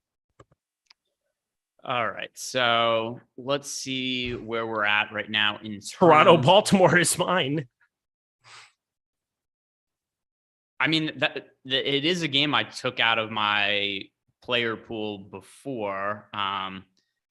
Like I'm way underweight to the Cardinals, but I can't advocate for fading them. I mean, it's one of my most roster teams, just happen to have half the amount the field has. So I don't know that I'd call that a fade. Nope. I'd say maybe the Astros against Glen Otto. Let me see if I'm getting to the Astros at all right now. I'm not that much different than the field on them. I guess just for weather reasons, I'll say the Toronto-Baltimore game. I bet Texas plus 2.5 on the run line at minus 125. I got 2.5 in a game with a 7.5 total. Gee, thank you. Come again. That'd be great. Listen, I love Verlander. I have bets on him to win the Cy Young, and I root for him to win every single time that he pitches just because of that. But it's not like we should expect he's a sub 2 ERA guy for the rest of the season. Nope. The point I'm going to make here is like 2.5 at, with no juice is a fairly crazy line. It is very crazy. Well, that's not a bad fade. I don't mind the Houston fade against Otto. I have a little bit. I went through my lineup, so I'm not like the only one I could really say is a fade for me is the Blue Jays Orioles game because of weather. Yep. Like the other one for me, like I said, it would be the Cardinals, but I mean, I have 15% of the Cardinals. That's a lot less than the field. I'm not stacking them in single entry, but I can't really advocate for saying like, oh, this is a team to fade when I do have, a decent amount of exposure to them overall. Andrew Martinez, who is higher on DK Bubich or Bumgarner? Bumgarner by more than 3x now. That's fun. Bumgarner is really, really popular today. I hope he gets just blasted. That would be awesome. Now that I even just said that, I had to double check what my Pirates exposure is. Got to make sure that I at least have some pieces. I have quite a bit of Brian Reynolds. That's lovely. I always get a lot of Brian Reynolds and Brian Hayes and Michael Chavez. Those are always guys that I get to. Michael Chavez in the winning lineup yesterday. Shout out Jesse Forsaken, my dude. Let's continue. And now this is the part where I ask you this question that I ask you every single day. Greg, what is your single entry stack of the day?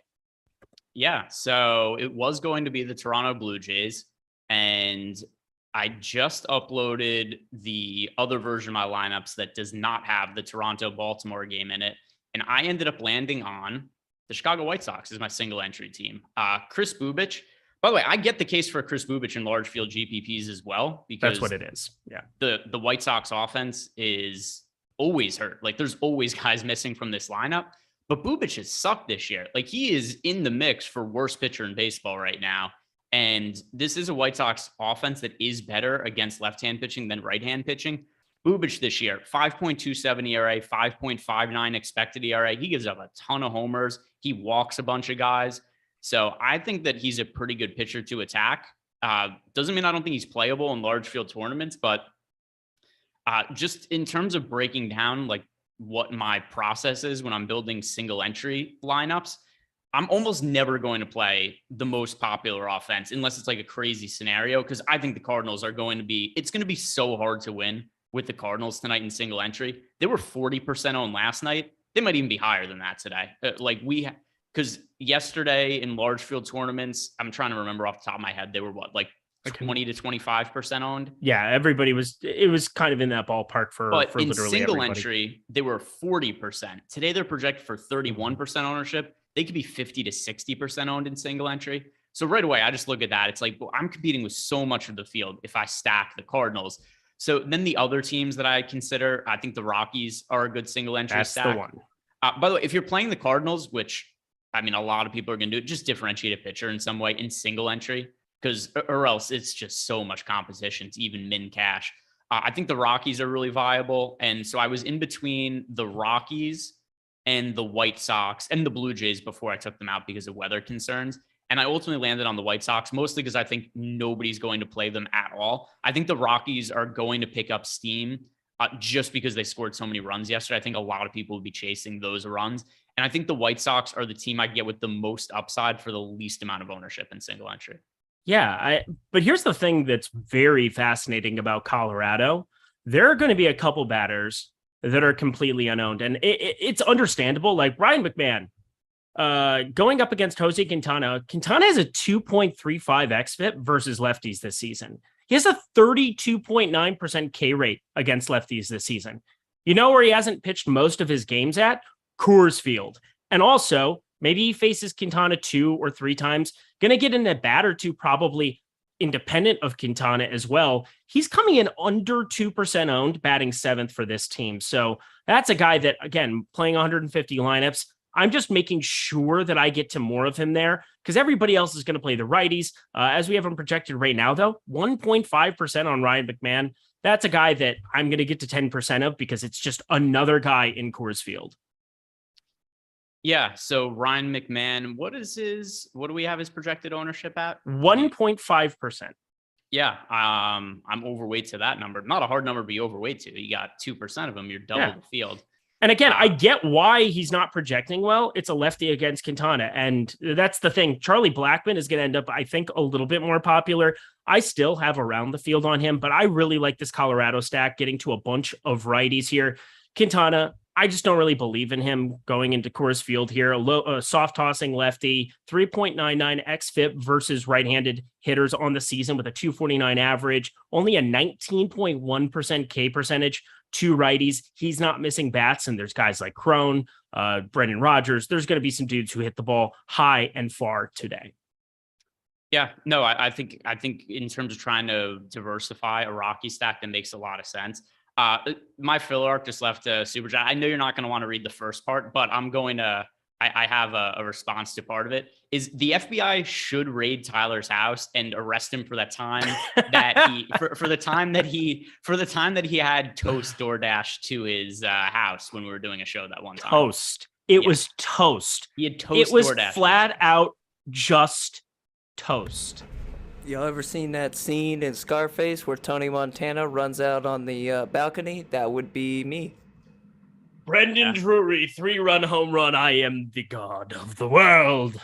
I thought he was going to say, have you ever seen that episode where he DoorDashes toast to his house? I have not seen that. No, It I've was not seen that Kane's episode. toast, and it was an add-on. Yeah. In the movie Scarface, I guarantee you there's no point where Tony Montana had toast DoorDash to his front door. They just dumped into Cane's in Burbank, and the line is so egregiously long that there aren't even words to, like, it is probably 60, 70 cars deep every time I drive by it. It is wild. Is Cane's that good? Let me know if I need to actually go try this, because I can't deal with that line. It's that good. If it's that good that you're getting their toast, that you're paying somebody to deliver toast. It's not really the chicken. It's not really the toast. It's the cane sauce is what makes Cane's. And you turn your mic down because I'm going to bleed from my eardrums very shortly. Okay. Thank you. You're a producer. You should be able to do this on command. This isn't a large ask, command. Tyler. That was on command. You commanded it. No, I've never had Cane's. I live in Los Angeles. We've never had a Cane's until one just opened last month in Burbank. And that's what I'm saying. Go to Cane's. We can answer the other part of his super chat too. Oh, okay. We got another super chat. I don't know, but I'm no, just so loud. Yeah. Any of us for doing okay. Savali and Wright, good combo for today. I have no problem. Kyle Wright's completely unowned. He feels more, if you're playing one lineup, I find it very hard to believe that I'm just going to play Kyle Wright as my pivot. I would rather play Alcantara. I'd rather play, obviously, Verlander, more popular. But yeah, I probably can't get behind Wright in one lineup, which is what it sounds like you're making. Yeah, if the Cardinals are the stack, you found a good way to differentiate that stack and find a pitching combination that almost nobody's going to play, because it is not easy to play a Cardinal stack that other people aren't going to be on. That's one way to do it. You go Savali and Wright, you've got yourself a differentiated stack. If you're playing a stack other than St. Louis, it's totally unnecessary to get that contrarian a pitcher. Oh, I missed a really good when he brought up Scarface. Montero, he's batting 8th for the Rockies. Damn it! I hate when the jokes come to you after the fact. Yeah, I'm not going to sleep tonight because I didn't try to pretend that Family Guy episode was real. But another thing also, because you mentioned Montero, When you're building Rocky stacks over the last, I don't know, few weeks or whatever, does he end up in just a crazy amount of your lineups whenever he was in 36% of of my lineups yesterday? He was my highest owned batter. Yeah, I've ended up, and he was like a one-off in most of them. It was wild. If you just run Cruncher without it, and again, just gonna say this: doing live before lock every day, there are some certain things that if I weren't on the show, things would get done a little bit differently from time to time. But I try to be helpful. I try to put your needs first. That's the kind of man, the kind of husband that I am here for Stokastic.com. Just say, shut up, Tyler. Don't give me that. Hey, at least now I can see your hands for the count. So cool. Jerk. Let's get back. Eric doesn't put his producer's needs first. I don't. My co-host, different story. Lars Nootball, he's not a way to get different. He's really, really popular. What are you talking about? Lars Nootbar, batting 9th, lefty, 2K flat. For some reason, his price dropped. He's down to 19.5%. Yeah, he is the second least popular hitter in the Cardinals lineup, but that's not saying much because Albert Pujols and Nootbaar are both just below 20% owned, and then everybody else in the lineup is like 28 to 30+% owned. Like there's no guy you could roster in like the 9 hole on the Cardinals lineup and then say, hey, I have a different looking. Every single player in this lineup, top to bottom, is crazy popular. I do have one question for you. Mm-hmm. Is Eddie Rosario broken? Wow, that is not the question I thought you were going to ask. No, I just wanted to bring it around to this because I'm looking at some of my lineups and it's one of those things where I just have like a 1 year projection on him. And then I have like the daily projection here at Stokastic and I kind of combine and try to figure some stuff out. And if you have playoff AL or NLCS Eddie Rosario, as opposed to what we've seen from him this year, a 181 expected batting average with just a 32.3% hard hit percentage, a 278x slugging. I'm just trying to talk myself into getting to some of him to get a little bit contrarian with some of my Atlanta stacks because they're a team that's going to come in very, very popular today as well, especially coming off of yesterday, Austin Riley. What a god he is. But how do you feel about the Atlanta stack going up against Pivetta? And can we finally get something out of Rosario? All right. So is Rosario broken? The numbers would indicate he's pretty broken. He's a 37 WRC plus this year, -1 wins above replacement. His projections move. He also wasn't that good last year, actually. He did 98 WRC plus. Not until the playoffs. The playoffs just nuke his projection. I always wonder this from a mentality standpoint. Also, Rosario, now 30 years old. If you have a goal in life, whatever it might be. So yours is to qualify for the Masters 1 year. Yep. Tyler's is to set the world record for most toast eaten in one sitting. So everybody has different kind of goals in life, right? And Eddie Rosario's might have been to win the World Series. You accomplish that goal. He's already set. He's made a shit ton of money. I think it's kind of easy to just be like, I'm a little bit less motivated now. And you just kind of play out your contract, make the money as it comes. Because everything about his numbers look terrible this year. And it's so far off from everything else we've seen that would kind of be my only explanation is that he's kind of overplaying baseball after winning a World Series last year. Because they're 37 WRC plus, making basically no hard contact, striking out a ton, not really drawing walks. There's no redeeming qualities looking at his numbers. None. Not a single one. He got eye surgery. He can see better. Apparently, Braves fan. All caps. Thank you very much for that. Rosario is not fixed, according to those numbers. And again, as a Twins fan, I love Eddie Rosario. Him and Jorge Soler. Weird to think that they were kind of the main catalysts for them winning a World Series last year. If I had to say, oh my, do you know what Eddie Rosario's WRC plus was in the first half of the season? No. 6. What? Yeah, 6. I said every number that I have on my page, I don't have his WRC plus of the first half, but like every number on the page is brutality and sadness. Yeah, it's 77 in the second half in August so far, which is not good. It's better than 6, but like no, I mean there's nothing positive to say when looking at Eddie Rosario's numbers.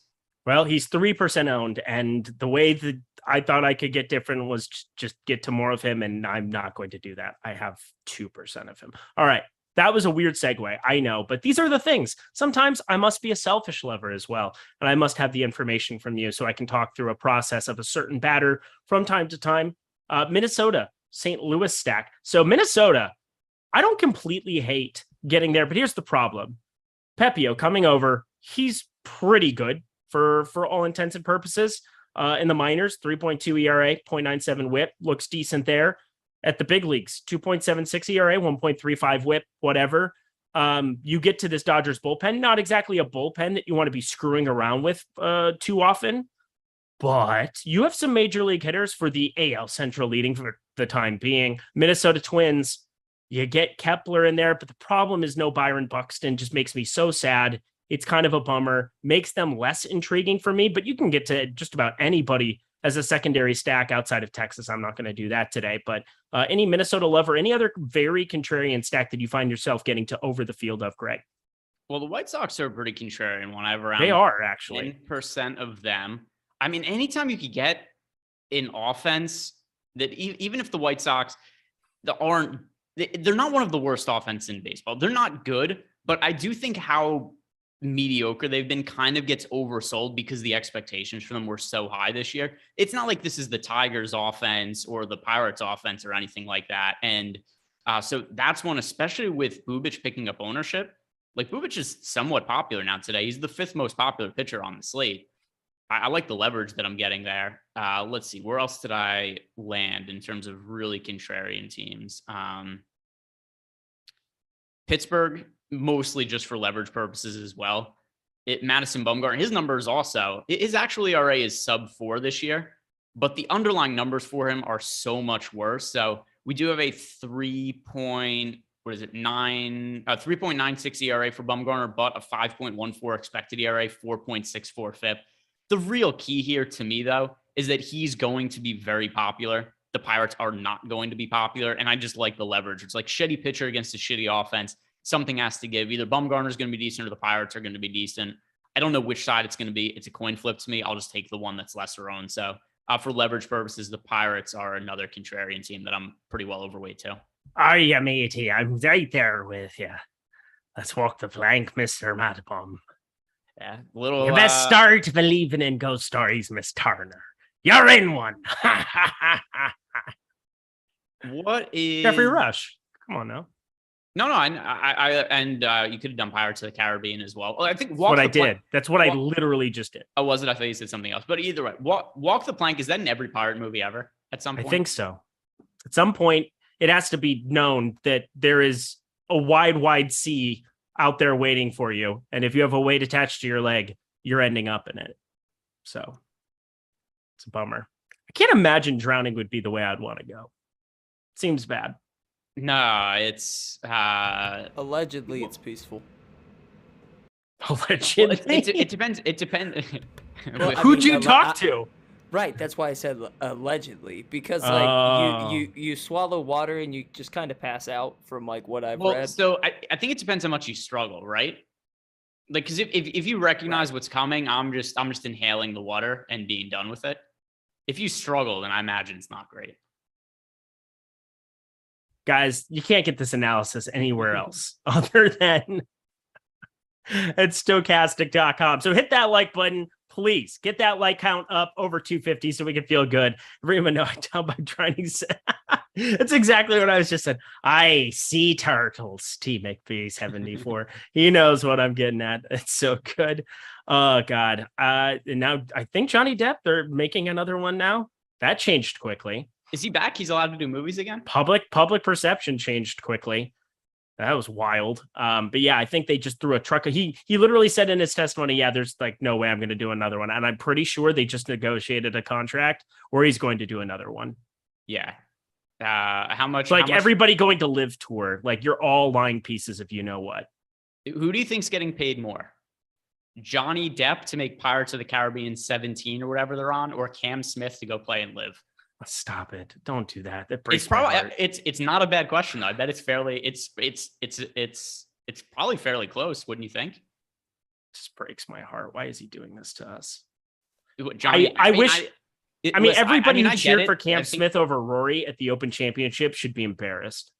Oh, I thought you were going to say Johnny Depp was a sellout. No, I didn't. No, I didn't go that. It's very. Eric's just upset explicit. his live invitation got lost in the mail. Be honest. I really could not care. I do not give a flying you-know-what about that tour in any way, shape, or form. But let's round out the discussion here on stacks. We've talked about some of the secondary ones. The Cardinals, there's really no way to get different there. Austin Nola home run. God, San Diego. Mwah, bless you. Love you so much. But let's finish this out. Any other stack we haven't talked about that you feel like you need to give a specific shout out to, or a specific batter that you're getting to a lot of that you want to discuss? What are you doing with the Cardinals today? I mean, they're going to be crazy popular. They were really popular yesterday. They were fine yesterday. They weren't winning tournaments mostly because the Rockies were the team that was winning tournaments. And then there was a bunch of teams that was kind of grouped together yesterday. So you had like by far the number one stack yesterday was Colorado. Then you had like the Orioles were good, the Mets were good, the Cardinals were good, the Braves were good, the Red Sox were good. Like all those teams were pretty interchangeable. But what are you going to do with the Cardinals today when they're expected to be this highly owned? I think it's tough to stay away from them, but are you going to be over or underweight to their current ownership? I'm overweight on just about every single batter except for Lars Nootbaar, and I'm doing it as playing like 5 3s and 5 2s and just getting to a ton of them on the 3 and 2 side of it. There's so many 5-mans, and I have. Let me see if I can find in crunch early. Go. So while you're doing that, I'm playing the Cardinals a lot as one-offs in less popular stacks, but I have less of them as a 5-man stack. Yep, I have 21% of them as a 5-man, so I still have. It's a little bit under the field compared to what we have for the 5-mans, but lots of 2 and 3-mans, lots and lots of 2 and 3-mans, and generally you can let the 5-man just kind of run in cruncher sometimes. I did a lot of work today to make sure that I got my 5-2, 5-3, where I was getting to a lot of Cardinals, where I get Goldschmidt, Arenado, and I get over the field on both of them. Yeah, that's totally reasonable. Actually, we're not that much different then, because I'm also underweight to the field in terms of the 5-man stacks, but get to a bunch of these guys. Goldschmidt, Arenado, Paul DeYoung, like a lot of these guys are showing up as one-offs in my lineups. CJ, no, I do not. But anything else that you want to discuss here? Because I need to discuss this with the people once more. Stokastic tools and content. I've talked about it constantly. We have promo code preseason. We have Odd Shopper for you guys to check out. But if you want all the DFS tools and content, we have behind the paywall MLB Live. All caps, one word. MLB Live gets it for you. Whether it's the night slate that you want to be taking a look at and have the projections for that. Whether it's NFL coming up here very, very shortly. We have NHL when that comes back, NBA when that comes back. We have so much stuff coming back, but MMA is in full swing. Every single weekend, there seems to be an amazing MMA card. I don't know jack squat about MMA, but the Top Fighters tool is awesome. I can tell you legitimately, the Top Golfers tool and the Top Fighters tool, those two alone have just been incredible for me in terms of my process in DFS. I know a lot more about golf, obviously, but from the MMA perspective, it doesn't matter if you know a ton about the sport or not. These tools can help you make money at DFS. This, I promise you, it is phenomenal for NASCAR. It is phenomenal for F1. We have so many great MLB slates every single day. Tomorrow, I have no idea how the sites are going to do it. It's going to be broken up like crazy. But if you want all of the ownership for every single one that's going on, use promo code MLB Live. Shout out EMAC 2024 in the chat, of course. Wonder who that running mate's going to be. I constantly think about that. Sorry to cut you off, but right before we finish here, we got a question in our Discord channel from Iron Mike. He wants to know, would we rather have him play a Verlander-Bubic combo with a Dodger stack for single entry, or Verlander-Alcantara in a Brave stack? Verlander-Alcantara and a Brave stack seems a little more favorable to me. Verlander-Alcantara with a Brave stack. Verlander-Alcantara with a Brave stack. Yes, that sounds better to me. I just had to think about it out loud. That's it? No, somebody said that I sound like I'm really far away from the mic, so I was just checking my mic settings. Has it been fine?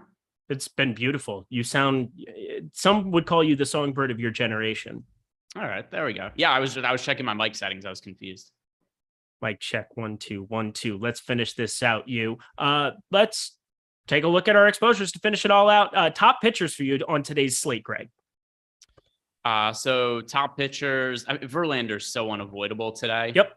The big stand I have a pitcher. I'm playing a bunch of Savali. I'm underweight to Syndergaard. I'm underweight to Madison Bumgarner. I think both of them are too popular. But I mean, the most of my pitching makeup is Verlander, Alcantara, and Savali. I've got other guys mixed in, but that's where the bulk of the ownership is. I'm with you. That sounds all like phenomenal things. Savali, if he doesn't pitch well, this slate's going to be over very, very quickly. And Madison Bumgarner, if he goes nuts, I'm probably not going to win today. That's just the way the cookie crumbles. Man, Bruce Almighty, what a good movie. Let's talk stacks. Your favorite stacks on today's slate, Greg? So relative to ownership, the team that I'm overweight the most to is the White Sox. I get to a whole bunch of the Cardinals, but I'm still like about half the field on them. So I don't even know what to call that other than that's just what the situation is. So obviously, if you guys are playing the Cardinals, it's the team that has the highest implied run total by a whole bunch today, but it also comes with a whole lot of ownership. So good spot to roster either Savali at pitcher with a Cardinal stack or just go with somebody else who's cheap and picking up less ownership. But for popularity's sake, I'd say the Cardinals on the high end, contrarian purposes, the White Sox. All righty. For me, Colorado, big part of what I'm doing today for a second straight day. Yesterday was lovely. Cardinals getting to a lot of them, more in 2 and 3 man, still have some 5 man. So not like I'm not getting to them in that kind of a regard, but really going to be pulling for some of these secondary stacks to go with them. A lot of White Sox. I'm with you in that regard. Boston, a little bit, not a ton. Houston, not a ton, shorting them a little bit more. And then as much as it pains me to say it, Sonny Gray, I got to get to some Dodgers still against him. So that's more secondary stackish going alongside some 5-mans that I have of more popular spots. But that does it for today. That is Live Before Lock. Thank you so much to Tyler Zander for being so animated, so happy-go-lucky, so enjoyable to work with. Yeah, thanks. Appreciate you. I'll give you a countdown. Greg, any final words for the people as we get out of here? No. I'm really excited for this then just to see what Tyler says to you. And I just assume we're going to finish. He's going to call you a cuck and then end the Zoom chat. That's what I'm hoping for anyway. He's Greg. We should, just the show, cut off the mic. End it. Yeah, give me a countdown.